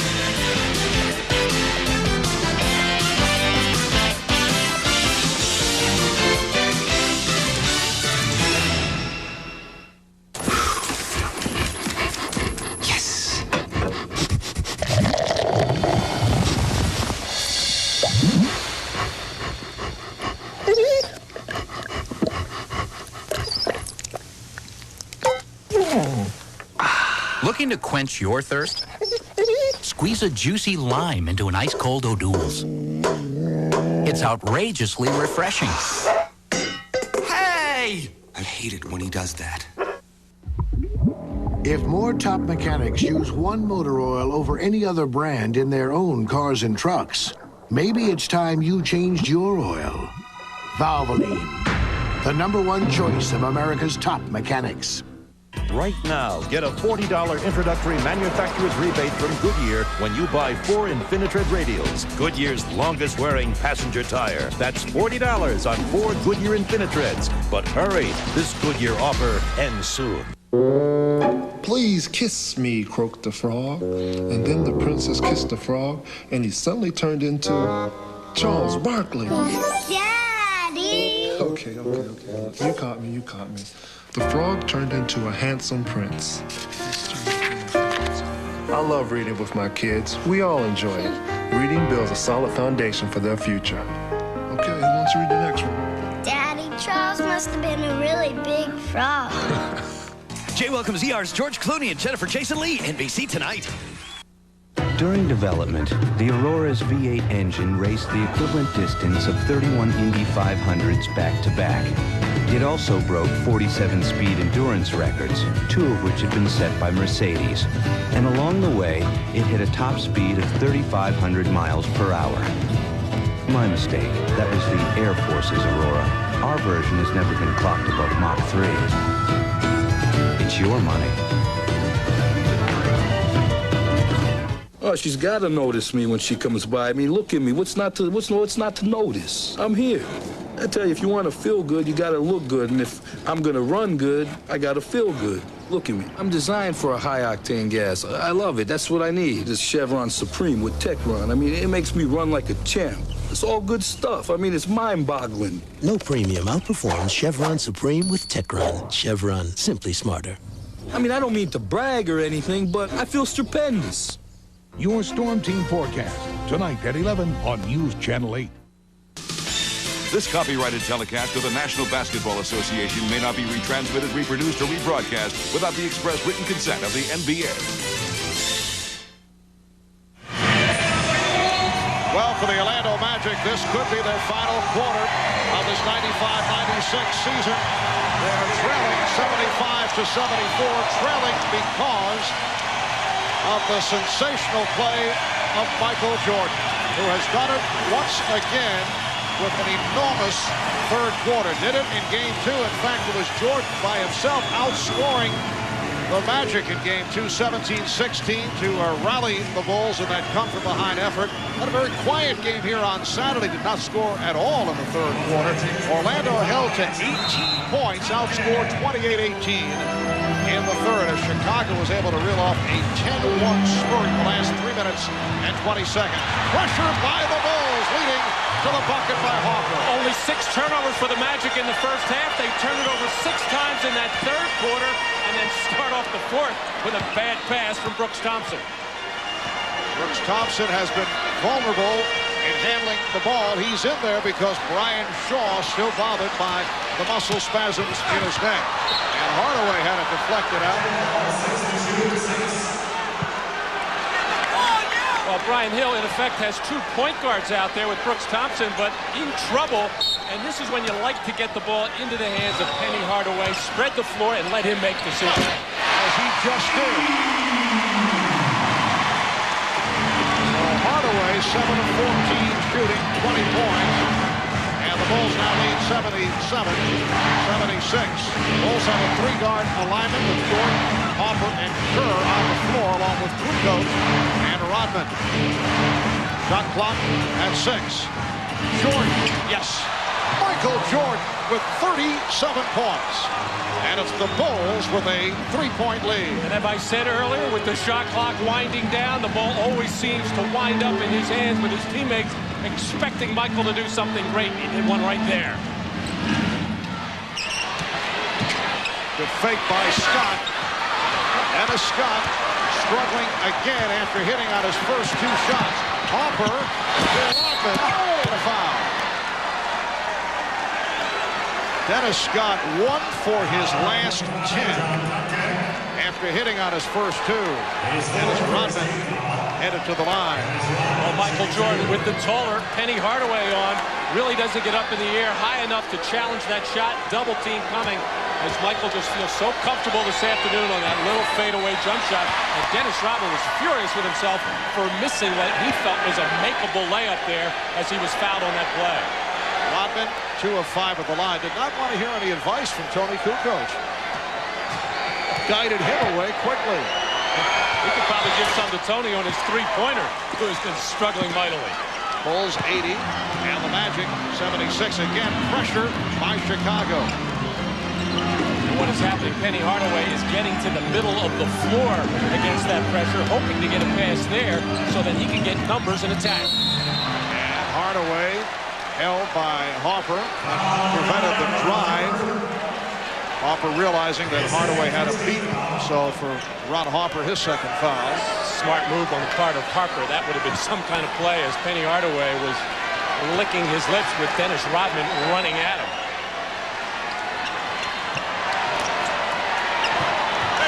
Thompson.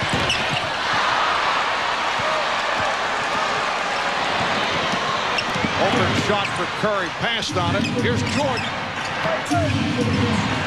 And he'll regroup.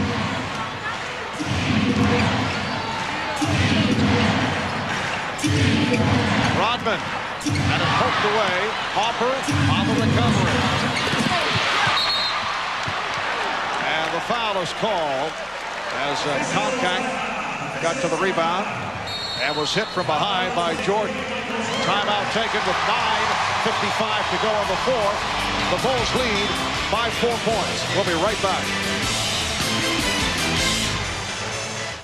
Do or die for the Jazz against the Sonics. Tuesday night at 9 Eastern on NBC.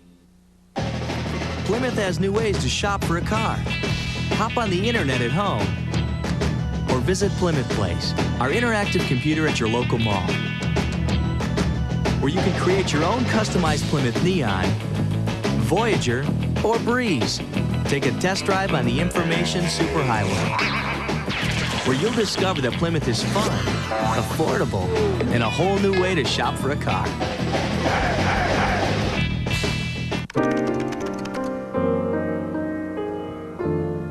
I see skies are blue, clouds are I consider myself the luckiest man on the face of the earth. blessed day, the dark sacred night, and I say to myself, It's one small step for man, one giant leap for mankind. wonderful world. Angel-headed hipsters burning for the ancient heavenly connection. I hear babies cry. I have a dream. Watch them cry. My poor little children. They'll learn much more. One day live in a nation where they will not be judged by the color of their skin, but by the content of their character. What a wonderful world.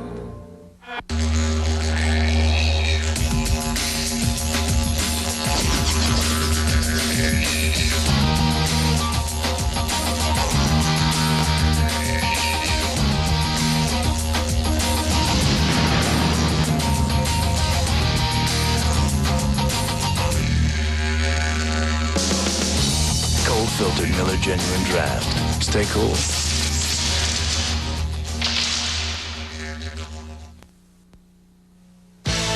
Miller, where great taste runs in the family, brings you Miller Moments. Today we look back at a Memorial Day classic, the Magic of the Pacers. Last year, Game 4 of the conference finals, and Penny Hardaway's three-pointer gave the Magic a 93-92 lead with 1 3/10 seconds to play, but it was enough time for Rick Smits to hit the game-winning shot at the buzzer for a 94-93 victory. In recognition of this moment, the Miller Brewing Company will donate $1,000 to the Thurgood Marshall Scholarship Fund.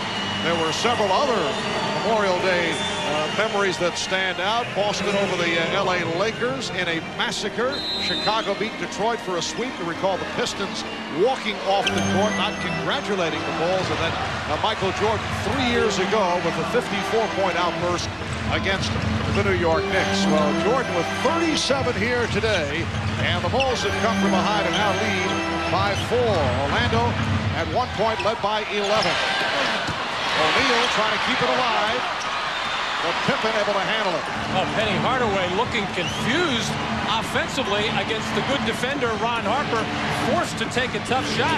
It looked like he didn't have any confidence to put the ball on the floor. Longley back on the floor. Tony Kukoc. And a traveling violation is called. So the Magic will get it back. And the coaching staff of Chicago arguing that call. Dennis Rodman injured that left elbow when he banged into Dennis Rodman a little bit earlier. As Bowie has replaced him. Here is Bowie. Thompson. And the Bulls now lead 80-78.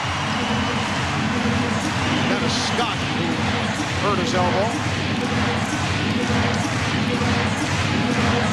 Involved in the collision with Dennis Rodman. Get a report on Scott in a moment. Here's Kukoc. Tony Kukoc from downtown. He was 2 for 33 from three-point land prior to that basket. Well, he was the three-point killer in games 3 and 4 of the regular season against the Magic, and mainly responsible for Chicago winning both of those ball games.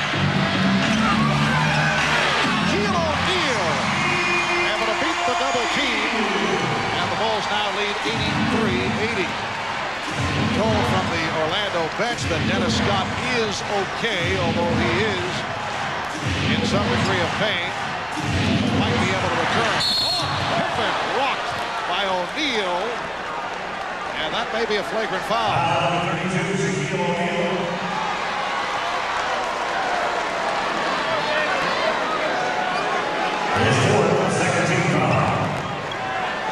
It looked like a little bit of a hyperextension there as he got his arm, the lower part of his arm, caught on Dennis Rodman and bent back a little bit. Forrest Grant can tell him all about that as he's suffering in street clothes. No flagrant on that. I thought I saw the indication. It's just a hard foul. Called on Shaquille for his fourth. Longley. And the Bulls now lead 85-80. 7:35 remaining in the fourth quarter. And the Bulls keep that pressure on in the backcourt, trying to make the Magic use up a lot of time. And now Shaq, for the second straight time, posting on the right side. Illegal defense. Call for the third time against Chicago. So Hardaway will shoot the technical. Hardaway 4 of 6 at the line. There's some confusion as to who was illegal. Referee Hugh Hollins put up a 2 and a 5. And both Tony Kukoc, who wears number 7, and Steve Kerr, who wears number 25, looking around asking who was on. Hugh Hollins said, what difference does it make? One of you two. Or both. Chicago with a 4-point lead. 7:20 to go in the fourth quarter.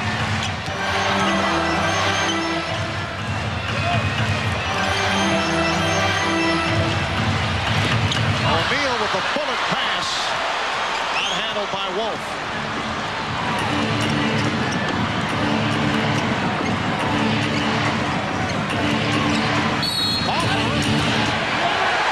It counts and the foul. For the personal, Harper will go to the line, but first a timeout is called. Well, Ron Harper taking the post-up position, a place he's not all that familiar with, throwing the jump hook, getting tip on the wrist, and getting the opportunity for a three-point play as Michael Jordan rests, and happy for his teammates.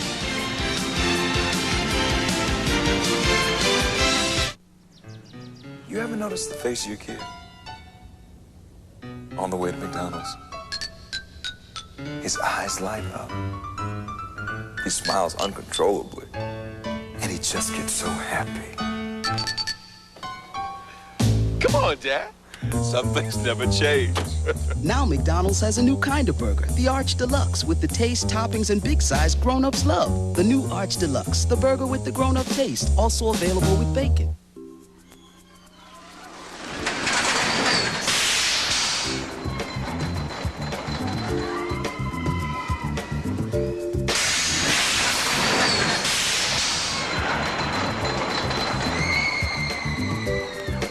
The new Plymouth Breeze. Please, keep all hands and arms inside the vehicle until the ride comes to a complete stop.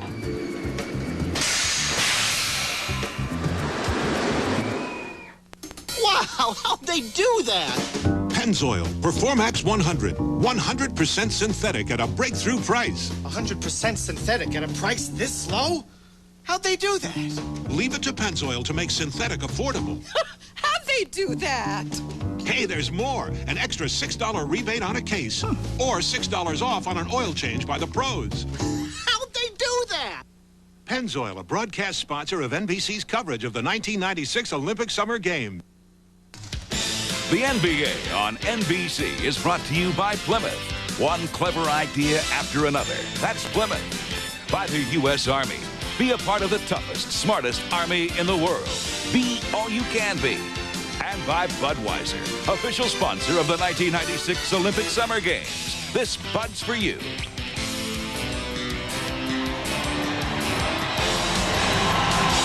Back in Orlando, the Bulls with an 87-81 lead on the Magic.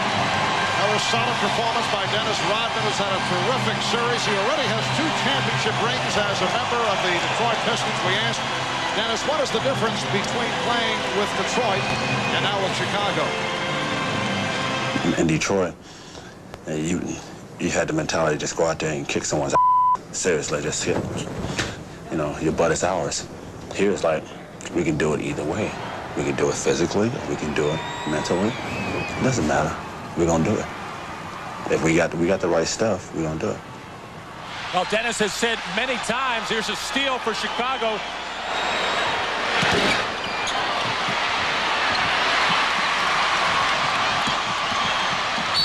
Brooks Thompson run into by Luke Longley. Foul number 25, Steve Kerr. Well, Steve Kerr picks up the foul. I was about to say about Dennis Rodman has been asked many times about how great this Chicago team is. Obviously very, very great. But he has also said that he felt his championship teams in Detroit were better because the league was a lot stronger at that particular time. Chicago with a 23-8 run that goes back to the third quarter. That's over the last 8.5 minutes. The Bulls have hit 9 of their last shots. That also dates back to the third quarter. As Shaquille makes his move, the foul is called. Basket won't count. Longley picks up number 5. We have 6:34 remaining in the fourth quarter, and the Bulls lead 88-81. Biggest lead of the game for Chicago.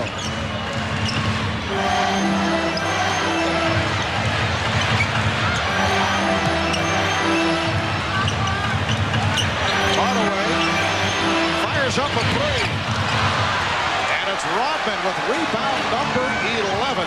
Well, the Magic are doing a much better job of spacing in the last couple of minutes. Did not do a good job of that in the early minutes of the fourth quarter. If they keep the floor spaced, they'll get some good scoring opportunities. Just under 6 minutes to go in the fourth. Steve Kerr. Another big bucket by Steve Kerr. It's a 9-point Chicago lead. The Bulls looking to make it a 4-game sweep and head to the NBA Finals.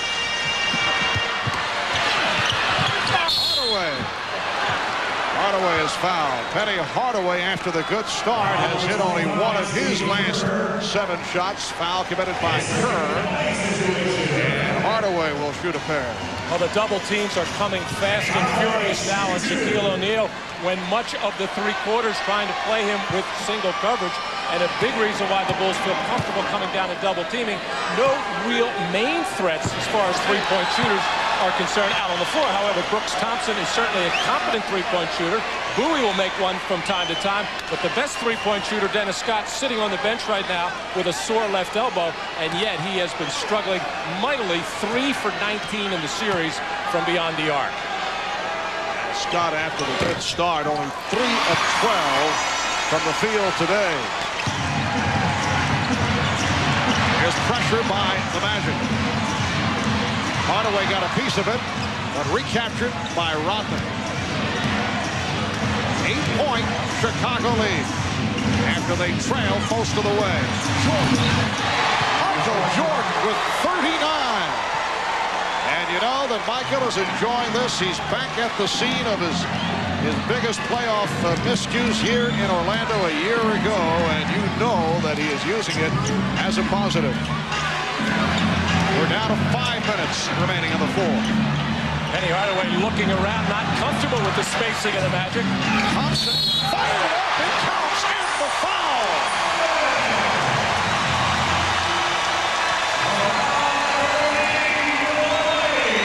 Penny in the post was looking for Thompson to make a move and take his man out of there.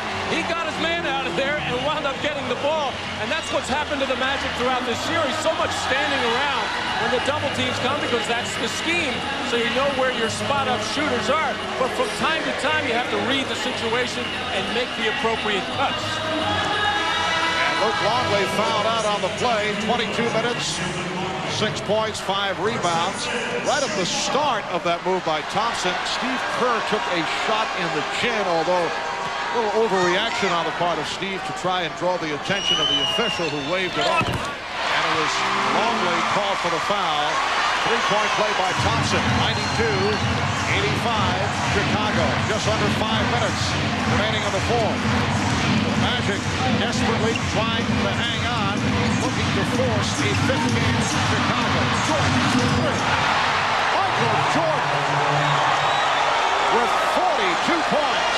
And the only hesitation there to make sure both feet behind the line. Hardaway swept aside by Rodman. And a foul is called on O'Neal. And for Shaquille, that is number 5. Well, the Bulls able to break down the full court pressure of the Magic, getting the ball to the middle of the floor where Scottie Pippen had a good look at the defense and where his people were.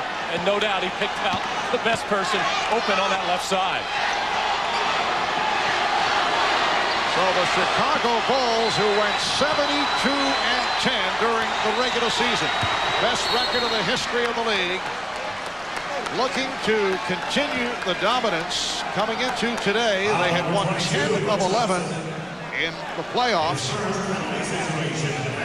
Out on Thompson. Both teams are over the limit. And Jordan will go to the line. While the Orlando Magic are now facing the prospect of being swept from the playoffs for the 3rd straight season. And it has to make you wonder when this team has shown very little in mental toughness or growth. The injuries can be used as a cop-out at this point, and certainly there have been severe injuries, particularly the ones suffered by Horace Grant. But I think the main problem is no true leader on this ball club. Well, you have 2 young players in Shaquille O'Neal and Penny Hardaway, extremely talented, maybe at this stage of their career a little bit uneasy about stepping on the other's toes. I don't think they can do that. I think Penny Hardaway, being the ball handler and the guy out on the floor and the point guard, he has to become the leader of this team, and he will in time. Here is Kerr. Steve Kerr with 7 points, and it's the Bulls 98 and the Magic 87 with 3.5 minutes remaining in the fourth quarter.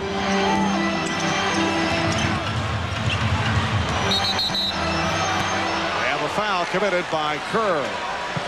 Foul 25, Steve Kerr. Is the third. So Bowie to the free throw line for the first time. You know, Marv, I don't think Shaquille O'Neal would be all broken up about the fact that Penny Hardaway would take on that leadership role. Also, when you have a player as experienced as Horace Grant and plays the type of game that he does, he certainly can be a leader on the team. But when the fellas on the team were asked throughout the course of the year, who's the leader, they said, well, we don't worry about that. We just go out and play as a team. And because they've been so successful and winning so many games and winning them rather handily, they haven't had to worry about it. This being the toughest test that they've had to face, and getting blown out in game 1 really took, I think, the heart out of this team. Not that they necessarily gave up, because they came back strong in that second game, but then losing the 18-point lead further took it out of them. Hardaway is a terrific all-around player, but does he have the demeanor to be a true leader? I think he does. I think it's just another year or two. He's only 24 years old. 98-89, Chicago on top as we come up on 3 minutes remaining in the fourth quarter. Pippen's pass broken up. You see Dennis Scott is back on the floor. Last touch by the Bulls, and Scott will throw in. Well, this is where Penny Hardaway really has to be a leader. He's got to make something happen for himself or kick out for a three-point shot and let Shaq clean up on the offensive boards if it's a miss. Very tentative here. 6. Out of 3. And broken up by Jordan. Just an awful sequence by the Magic, leading to this. 3-on-1, but rebounds, and Jordan will regroup. And that last possession may be symbolic of the problems that this Orlando club has. Well, Penny has had his problems in the fourth quarters of this series. Some of it has been due to fatigue. But on that last one, Marvin just looked unsure of what he should do. Shaquille O'Neal handling and then giving it up to Hardaway. 2 minutes remaining in this fourth quarter. And the Bulls lead 98-91.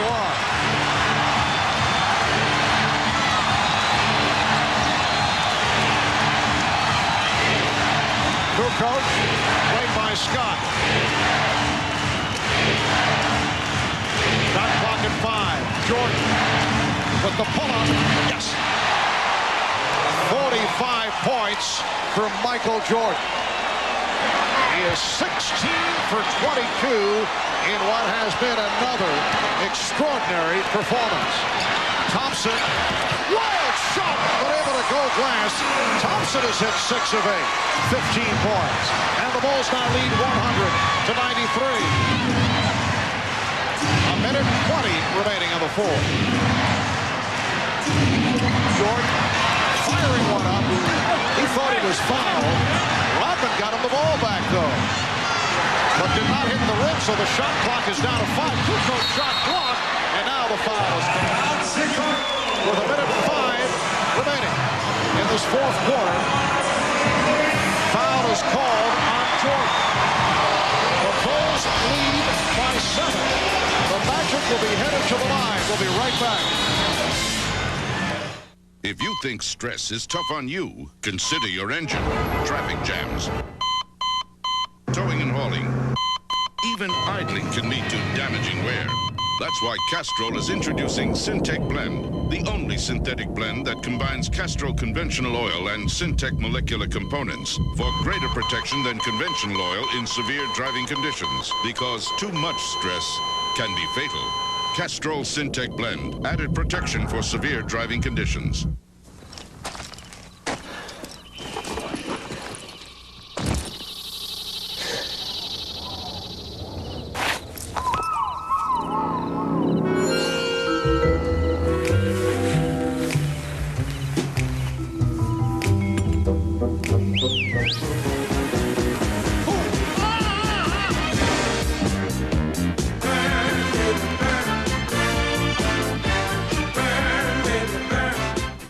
With 4 doors, tons of interior space, comfortably contoured seating, and a great stereo, the Plymouth Neon sedan is a huge kick for cruising. While the Plymouth Neon Espresso Coupe's 132 horsepower engine and fully independent suspension make it a real kick in the passing lane. Plymouth Neon Coupe or sedan, it's never middle of the road. $92.95 for starters, $12.4 nicely equipped. Tonight, there is no Melrose Place, but you can still watch Heather. Sometimes I feel like different people. What dark events drove one woman insane? You step back. In a motion picture inspired by a true story. Shattered Mind, NBC tonight. A minute 5 left in the fourth quarter. It is Chicago 100 and Orlando 93. Chicago with the 3 and a 20 in the timeout department. 3 conventional and a 20, and Orlando with 3 timeouts to go. Well, there you see the big difference in scoring first half for Shaq in the second half. Actually, in game 1 with the big blowout, Shaq hardly playing minutes there in the 20-point win by the Chicago Bulls in game number 3. And in this particular fourth quarter, for example, just about every time he has touched the ball in the low post, he's been quickly double-teamed and forced to give the ball up. And that's why throughout the course of the season, the Magic, as their go-to guy down the stretch, has been that man, Penny Hardaway. Dennis Scott at the free throw line for the first time. Scott, an 82% free throw shooter. A minute 5 remaining in the fourth quarter. Scott can bring the Magic within 5. Yes. Another example of how off his shooting has been. And Michael Jordan still smiling. He was unhappy with that call. He felt he was going for a loose ball off that rebound and looking out to the official saying, see, I told you. So Scott misses on both. for Dennis Scott, going back to the miserable final series he had last year, along with Nick Anderson against the Houston Rockets. Another extremely difficult time. And Dennis today, 3 of 12 from the field, 0 for 2 at the free throw line. And it looked like Dennis was going to have a good ball game, coming out and making those first 2 field goals. Was aggressive defensively, primarily on Scottie Pippen. Did a good job early, but then has just been unable to find the range. Dennis Rodman now 4 of 7 at the line, 8 points along with his 14 rebounds. 8-point Chicago lead. Make it 9 with a minute 2 to go. Thompson handling against Kerr. The Bulls coming from behind. Orlando led by as many as 11. Hardaway rejected by Rodman. Here's Scott. 102-95 with 47 seconds to go in the fourth. And Jordan will handle against Bowie. Now Pippen facing the double team. Foul is called. It's on Scott. Both teams are over the limit. The delayed call is that is Dennis Scott saying, what? I called it 5 seconds after I grabbed the best percentage free throw shooter on the Chicago Bulls. The man to foul was Scottie Pippen, who struggled from the line when they had him double teamed, as the Magic just kind of lost all mental awareness after coming out with a lot of emotion in this ball game, and it just gradually wore down as Michael Jordan held the ship afloat for the Chicago Bulls. And really kind of in the history of Michael Jordan, when he has had to score so many points by himself, which is pretty much the case today, Pippen in double figures, that the Bulls have lost those ball games. But he was able to play such a marvelous game today and carry it home. 16 of 23 from the field, 10 of 12 at the line, along with 5 assists for Jordan. 104-95 Chicago, with 35 seconds remaining in the Orlando Magic season. Hardaway, 7-point Bulls lead. We're down to 25 seconds. And the foul is given by Thompson, so that will put Pippen at the line. Orlando trying to stop the clock. Pippen 2 of 4 at the line and a 67% free throw shooter during the season. Down to 23 and 8/10 seconds to go in this fourth quarter. Well, it wasn't a typical all-around Scottie Pippen performance. He played so well in Game 3 as he comes up way short there, as he appeared to come out of his perimeter shooting slump. The Bulls seem to feel when he is on with his outside shot that they are unbeatable, because it just opens up so many other things for Scottie Pippen at the offensive end to create. And you know you're always going to get a tremendous defensive effort from him. Bulls 105 and the Magic 97. Light pressure being shown by Chicago. Thompson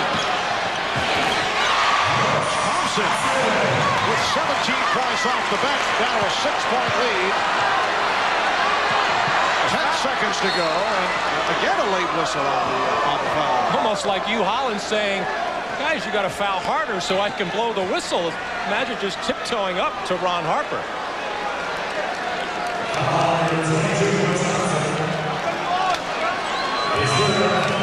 So Ron Harper to the free throw line. He's 2 of 3 at the line. He's a 70% shooter during the regular season. The Bulls defense has just been absolutely terrific throughout this series. Very intelligent the way they decided to play Shaquille O'Neal, ineffective in so much single coverage. In effect, let him score some points, but keep the other people out of the game. Nick Anderson having trouble getting involved when he was healthy. And the key guy I think they felt was Dennis Scott, with his ability to break games open from beyond the three-point line, and they kept him out of this series offensively. And a timeout taken by the Magic. 9 seconds remaining in the fourth quarter. The Bulls lead by 7. The all-new Plymouth Voyager has easy-out roller seats that you can't get on any other minivan. And an exclusive driver's side sliding door. In fact, Voyager not only surpasses every other minivan on the road, but with a 3-liter, 150 horsepower V6 engine, it has 36 times the cargo space of a Porsche 911 for about a third of the price.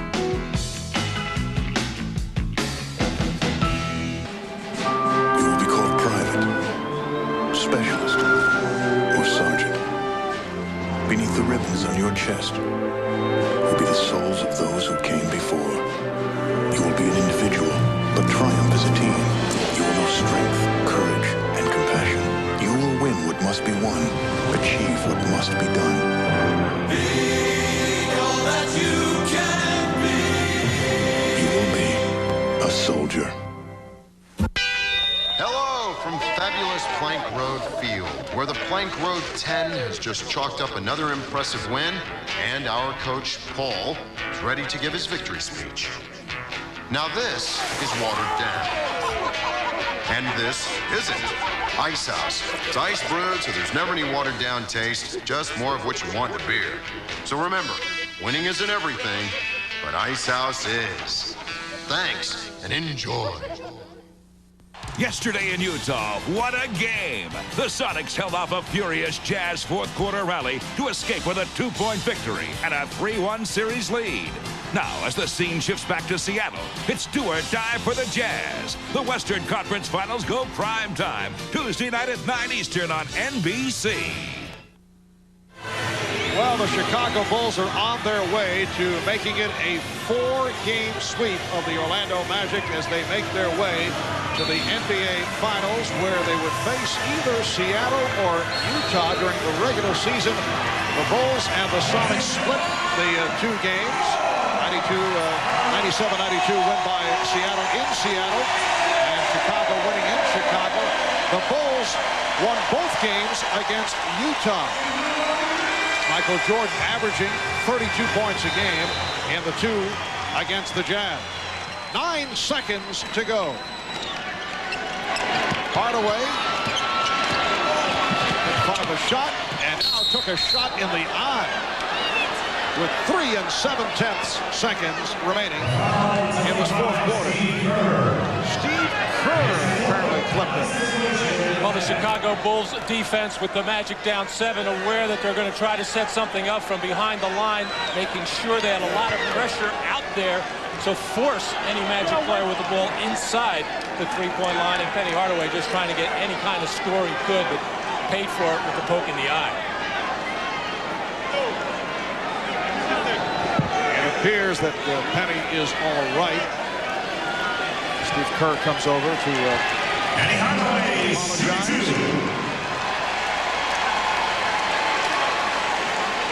Hardaway, 7 of 10 at the free throw line, but once again the strong start and did not do it down the stretch. And again, it looks like a good stat line, but the fourth quarter is so important in any basketball game, and in particular these playoff games, and that's when you have to have your take charge guy to make sure he gets your team into what you want to do in your offensive end. And the foul given on Jordan to stop the clock. Brooks Thompson picks it up. So Michael Jordan back to the line. He's 10 of 12 at the free throw line. We're now down to 2 7/10 seconds remaining. The Chicago Bulls making it to the NBA Finals. In the regular season, able to break the record of the 1972 Los Angeles Lakers, who had won 69 and lost 13. A record-breaking 72 victory season. They've been saying all along that it would not mean anything unless they win another championship. Well, they will have that opportunity as they are headed back to the final round. And I think they're as surprised even as the Magic are with Orlando's performance. I think they were anticipating a much more difficult series. Well, Jordan missing on both, but did not matter. The Bulls have swept the Magic. Jordan finishes with 45 points.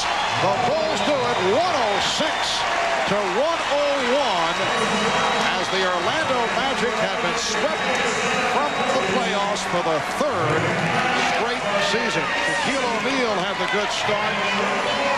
However, in the second half, as we have discussed, similar to Penny Hardaway, did not come up big. Shaq finishes with 28, and his offseason has begun, as has Penny Hardaway's. Hardaway finishing with 28 points. Let's go to Ahmad Rashad on the floor. Ahmad? All right, thanks, Marv. Michael, a year ago when you lost this team in the playoffs, it a lot of motivation for you, and you came down here and said that it wasn't a personal vendetta, but a team vendetta, but you've got to feel awful good about this series. Well, I felt good that, we really saw a challenge and we were faced with the challenge. I can say in every game, a different guy stepped up and gave us support, and I think that's what this team is all about. It's not a one individual type of team, and today it was my turn. Some of the guys couldn't get it going offensively, and I stepped it up a little bit, and everybody rallied around that. You guys have been so exceptional in the fourth quarter, offensively and defensively. How do you explain that? Well, I think that's the time in the playoffs. That's the most crucial time. You want to execute, you want to play solid defense, you want to do all the necessary things to win the games.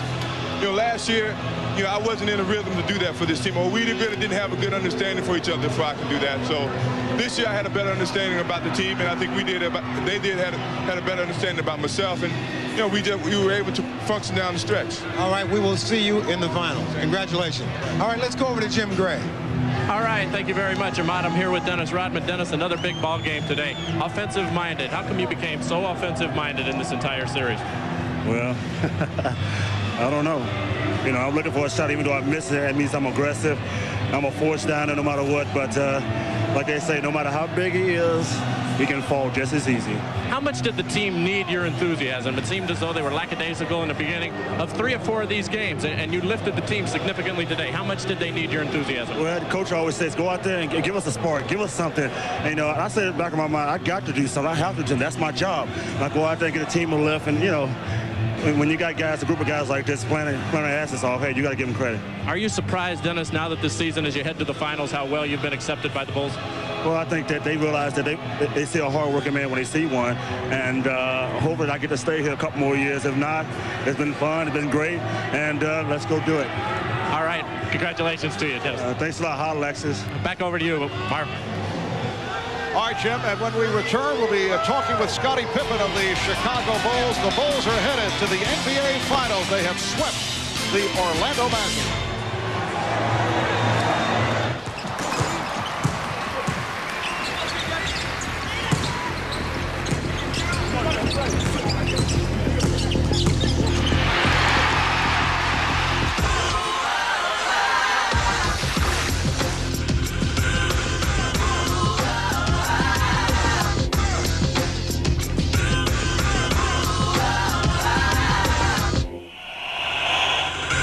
Life is a sport. Drink it up. To whom it may concern, I've always loved the summer games. The running, the jumping. It's all good. Even the shot put thing is pretty cool, too. Still, somehow, I can't help feeling there's something missing. Me. And that's why I think football should be an official event of the summer games. Let's have a meeting and put this together. That's my dream, and this is my planet.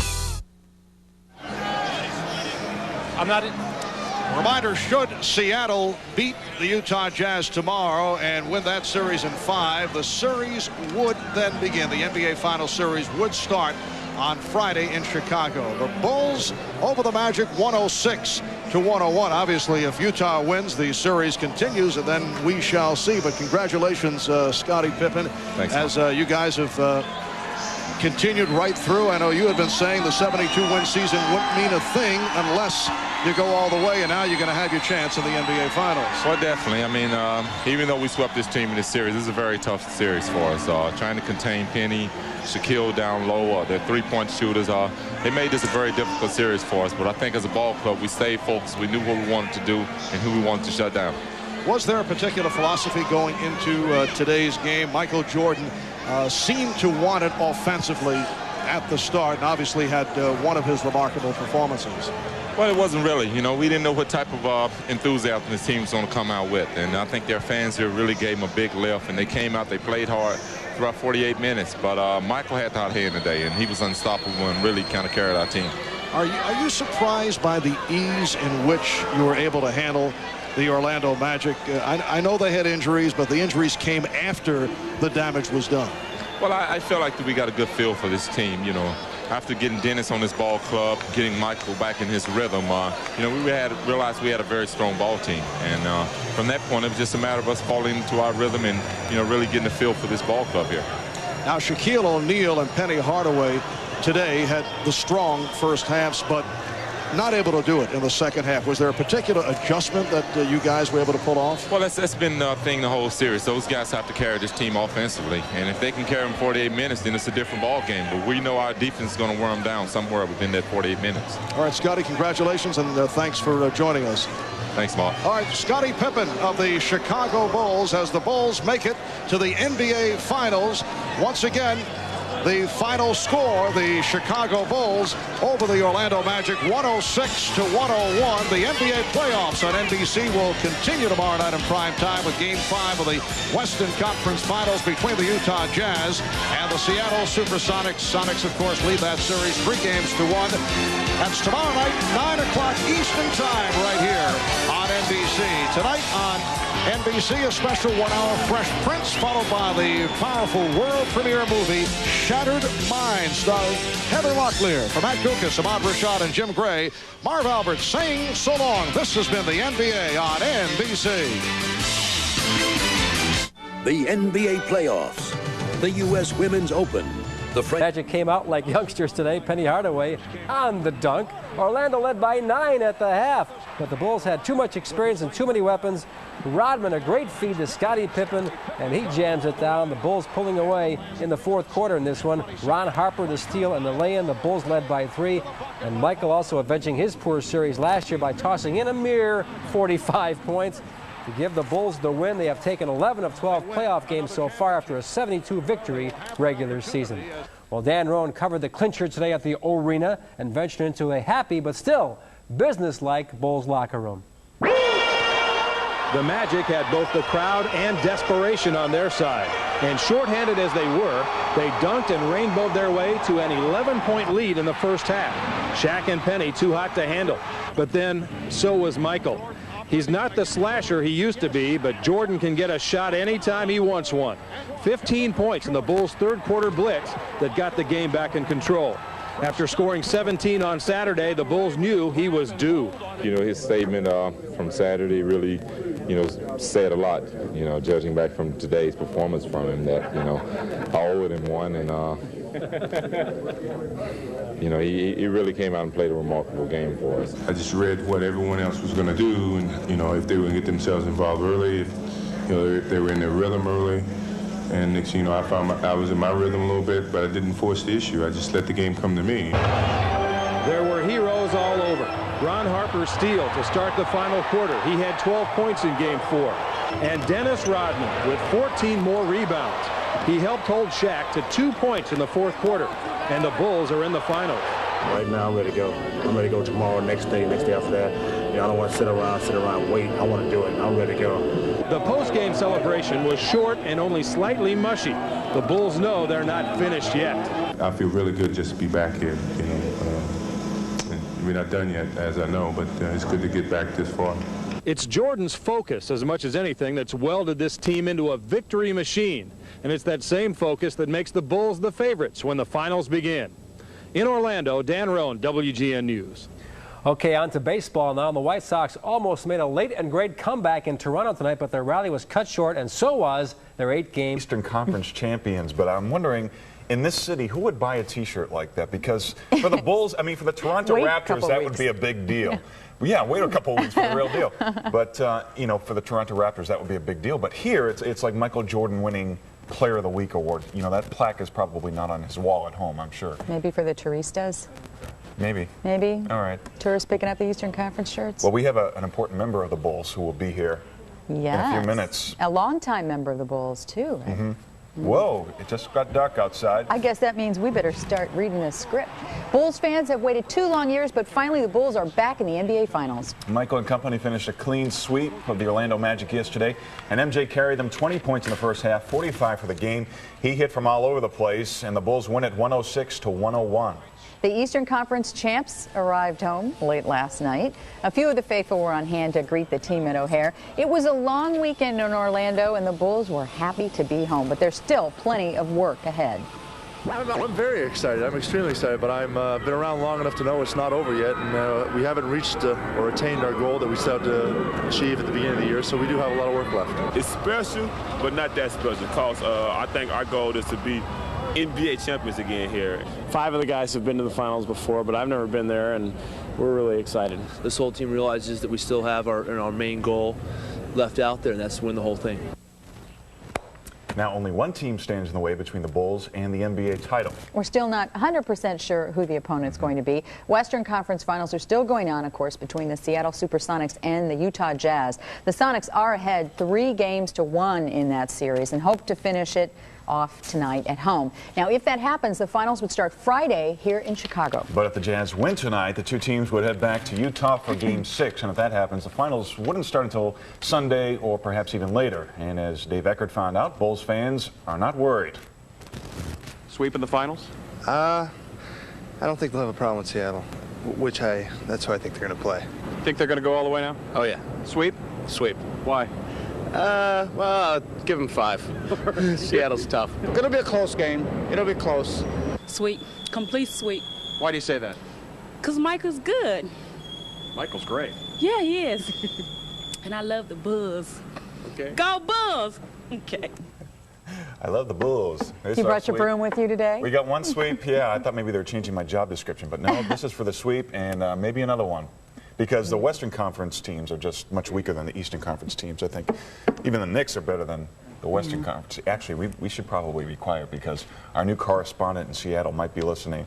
Chris Cavello at radio station KJR 950 AM. Good morning. Hey, good morning. How you guys doing down there? Pretty good. How are you? Hey, we're getting ready to take out the Utah Jazz tonight. How are you? Play that tune on the Jazz and get ready for the Bulls, which is going to be a tough series all around. So what's the game plan out there? How are the Sonics going to contain the Bulls? Well, hey, we're going to play that tough style of defense, and you know, we'll try to run on the Utah Jazz. In Utah played that real slow-paced pace that the Sonics really don't like to do. And when we come home, we like to run a lot. So hopefully, we're going to run up and down the court and tire the Utah out, and Karl Malone and the Mailman. What do you think some of the key matchups would be between the Sonics and the Bulls? Oh, this is what makes it great. There's a lot of great key matchups. First, you got Gary Payton, you got Michael Jordan, and as you know, Gary Payton is the Defensive Player of the Year. So I think he's going to give Michael Jordan a lot of tough matchups right there. Unlike Anthony Hardaway, that really didn't get to do that, as you saw in the sweep with the Orlando Magic. And also, you got like Sean Kemp against Dennis Rodman. Two tough power forwards going up against each other. Both like to rebound and both like to play tough down in the low post. What do those Seattle fans think of the Bulls anyway?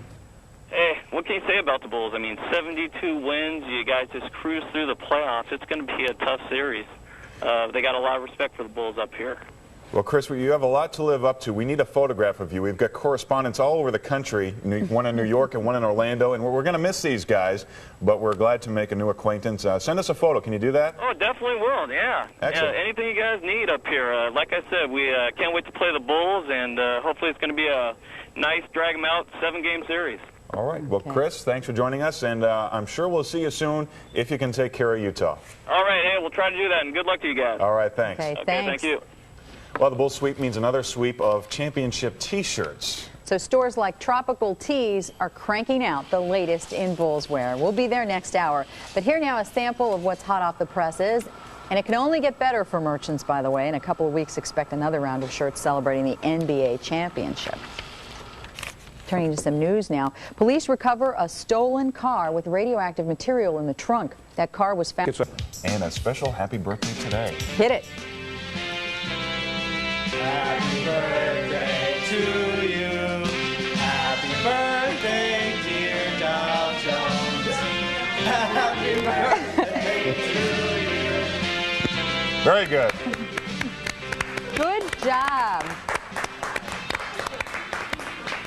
There is a reason for this That's madness. right. When the opening bell sounds at the New York Stock Exchange this morning, it might sound a little old, maybe a little rusty. How old is the Dow Jones today? 100th year of the Dow 100 Jones years. Industrial. So happy birthday. And we don't know where it is today. Do we have the numbers?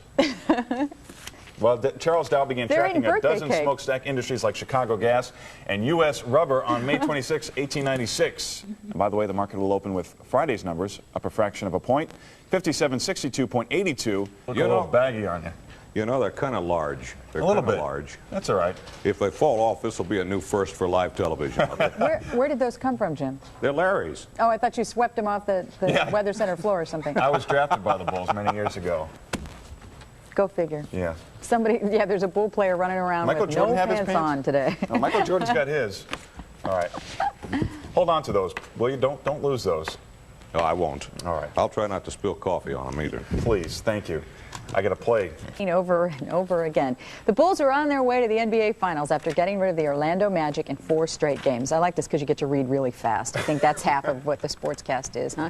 The Bulls were struggling against Orlando until you-know-who erupted in the second half. Michael Jordan was sensational, hitting just about every shot on 16 of 23 from the floor. He seemed to carry the Bulls, but did get some help from the others. And Dennis Rodman was a real madman out there. He was a madman on the boards again. His outlet pass found Scotty for a big-time dunk. And Ron Harper, who will be making his first trip to the finals, put the defensive pressure on the Magic as well.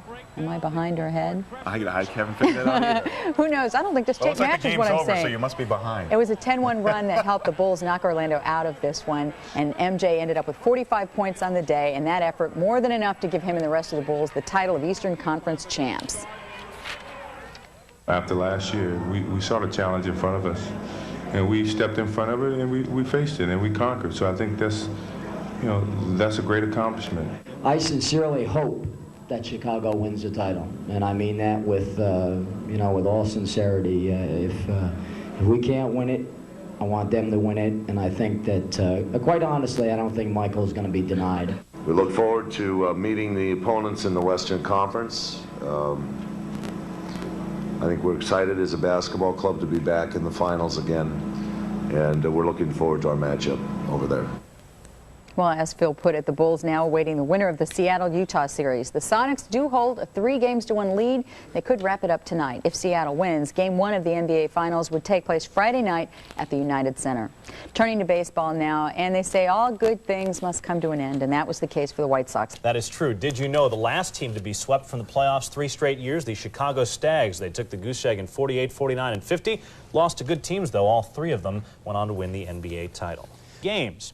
Having played 11 playoff games so far with only that 1 loss to the Knicks, the law of averages tells us that the Bulls are due for another loss sometime pretty soon.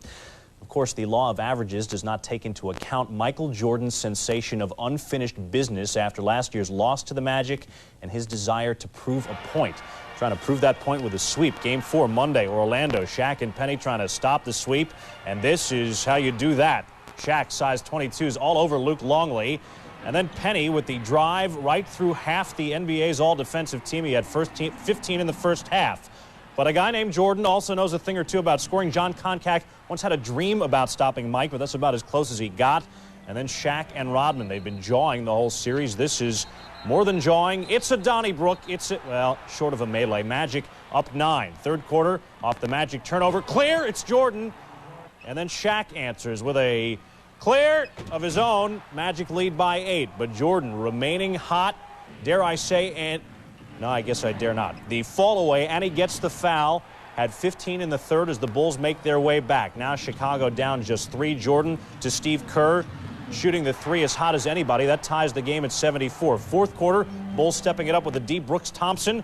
Good to have you in the game. Picked off by Ron Harper. He lays it in. Bulls up 3. And then more Jordan. Look at the isolation. All alone. Turns around. Forget it. And then with under 9 minutes to go, Bulls up 2. Tony Kukoc had been just 2 of 31 from deep in the playoffs. Why not? Shoot it anyway. Bulls lead by 5. Then Jordan with some finishing touches. Looks at the line. Yes, he's behind it. Yes, he hits it. Bulls by 10. Horace Grant can only look on as his former mates down his current mates Shaq had 28, but only 9 in the second half. And yes, it is the Bulls. 106-101, and the sweep is complete. Jordan, 45 points. Is that number familiar? He used to wear it. 16 of 23 from the floor. Rodman, another 14 boards. The Magic now have been swept out of the playoffs 3 years in a row, and the Bulls make the finals for the 4th time in 6 years. It was extra incentive that we saw a focus, we saw a challenge. You know, after last year, we saw the challenge in front of us, and we stepped in front of it, and we faced it, and we conquered. So I think that's, you know, that's a great accomplishment. Jordan's Jordan. That's why he's the best player in the world. You know, he just, came out, he played well. He let the game come to him, and, he shot the ball well. This is a great team. This is a great team. It's great individuals, great mental set, and all things like that. So, we got young guns over there, and young guns, if they can't reload fast enough, they're not going to win. There were some things that were out of our control with the injury situation, and we played and lost to a great basketball team. Perhaps in a few weeks, they'll be called the greatest team that ever played the game. Who knows? And with some of the greatest lids that ever played the game. Nice job, Dennis. We all know the old saying, one man does not a team make. Apparently, 2 men do not a team make either. Shaq and Penny accounting for 62% of Orlando's offense against the Bulls. They accounted for just 37% of the team's offense during the regular season. We will have much more on Game 4 a little bit later in SportsCenter, including what is next for the Magic and what the Bulls have to do to win and take it all the way in the finals. Like the Bulls, the Red Wings say their record-setting regular season The game has been billed to be better than the Super Bowl last couple of years. The Bulls-Magic series was supposed to be as good, if not better, than whatever the NBA Finals turned out to be. Now, in light of the Bulls' 4-game sweep, let's really hope that that's not true. With more now on what put Chicago back into the finals, here's Stuart Scott. Michael Jordan is nothing if he isn't consistent. Prior to this year, he had gone over 40 points 1 out of every 4 playoff games. With 2 40-plus games under his belt in this postseason, MJ was due. Longley wanted to go again, didn't get it. It'll be Jordan's first shot, and he makes it. They want Michael to go to work again. Turnaround on Bowie, got it. Jordan off the glass, puts it in, score it for Jordan. He's still perfect. Did I say consistent? In the first 2 quarters, Jordan hit his first 7 shots. He ended the half 7 of 9 shooting with 20 points. In the second half, 9 of 14 from the floor, 25 more points. We were fortunate tonight to be able to ride, or this afternoon, to be able to ride the coattails of Michael Jordan, and he had a great game. Jordan's Jordan. That's why he's the best player in the world. Mentally, he's probably the toughest guy in the world, basically, to guard and try to defend. Judging from looking in Michael's eyes, I'm sure we could have rolled him all the way today. They stripped the ball from him when we were here last season, and we had a chance to win. I think this is some revenge for him. The irony of Jordan wearing the number 45 jersey last year when he made that crucial turnover against Orlando and scoring 45 Monday to knock the Magic out was not lost on the newly crowned MVP. I just wanted to come back and win, and sometimes things are very ironic, the way things happen, and there's no explanation for it, really. While Jordan scored his former jersey number, the Bulls made a key but not so surprising adjustment to keep Shaquille O'Neal from scoring his. After 19 points in the first half, O'Neal saw a double team nearly every time he touched the ball in the 3rd and 4th quarter. He didn't have the same luck, or we didn't have the same luck collectively as a team scoring out of all of his touches as we did in the first half of play. ESPN NBA analyst Dr. Jack Ramsey joins me now. Dr. Jack, Coach Hill said Shaq got as many touches. Matter of fact, he hit every shot he took in the second half. He just didn't shoot the ball that much. No, he only took 4 shots in the entire second half, Stuart. Only 1 in the 4th period. But more than that, he got the ball out of position, in my opinion. He got a lot of them on the right block. He likes it on the left block where the side is cleared and he can operate one-on-one. And then if he's double-teamed, he'll find the open receivers. It didn't happen enough for Shaq that way. The Bulls have 12 steals in Game 1, 12 steals in Game 2, 12 steals in Game 4. They've got 3 guys in the first team, all-defensive team. What makes their defense so stifling? The defense is the primary factor for this team, Stuart, and they understand that. They use defense to pressure teams out of their offensive game to get turnovers and get them in a transition game of their own. When they're behind, they go to hard pressure, and it's paid off for them in this series. It pays off in a big way. The Bulls going to their 4th finals in the 90s. For Dr. Jack Ramsey in Orlando, I'm Stuart Scott, ESPN.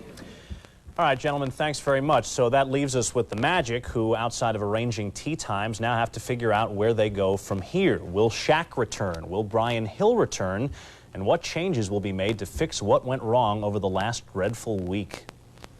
For the third year in a row, this is how we've ended our season, and it's real sickening because we're a better team than what we displayed, even though we had injuries and everything. But it's one of those things where it's always hard to take that and live with it. Sometimes you wonder if you've done all the right things to get to this point. We think we have, and now it's just a matter of getting over that last hurdle. I'm very proud of each and every guy that walked out on the floor today. I think if our people here in Florida had any questions, and around the country for that matter, of the heart and the will of our players, I think hopefully they were answered today.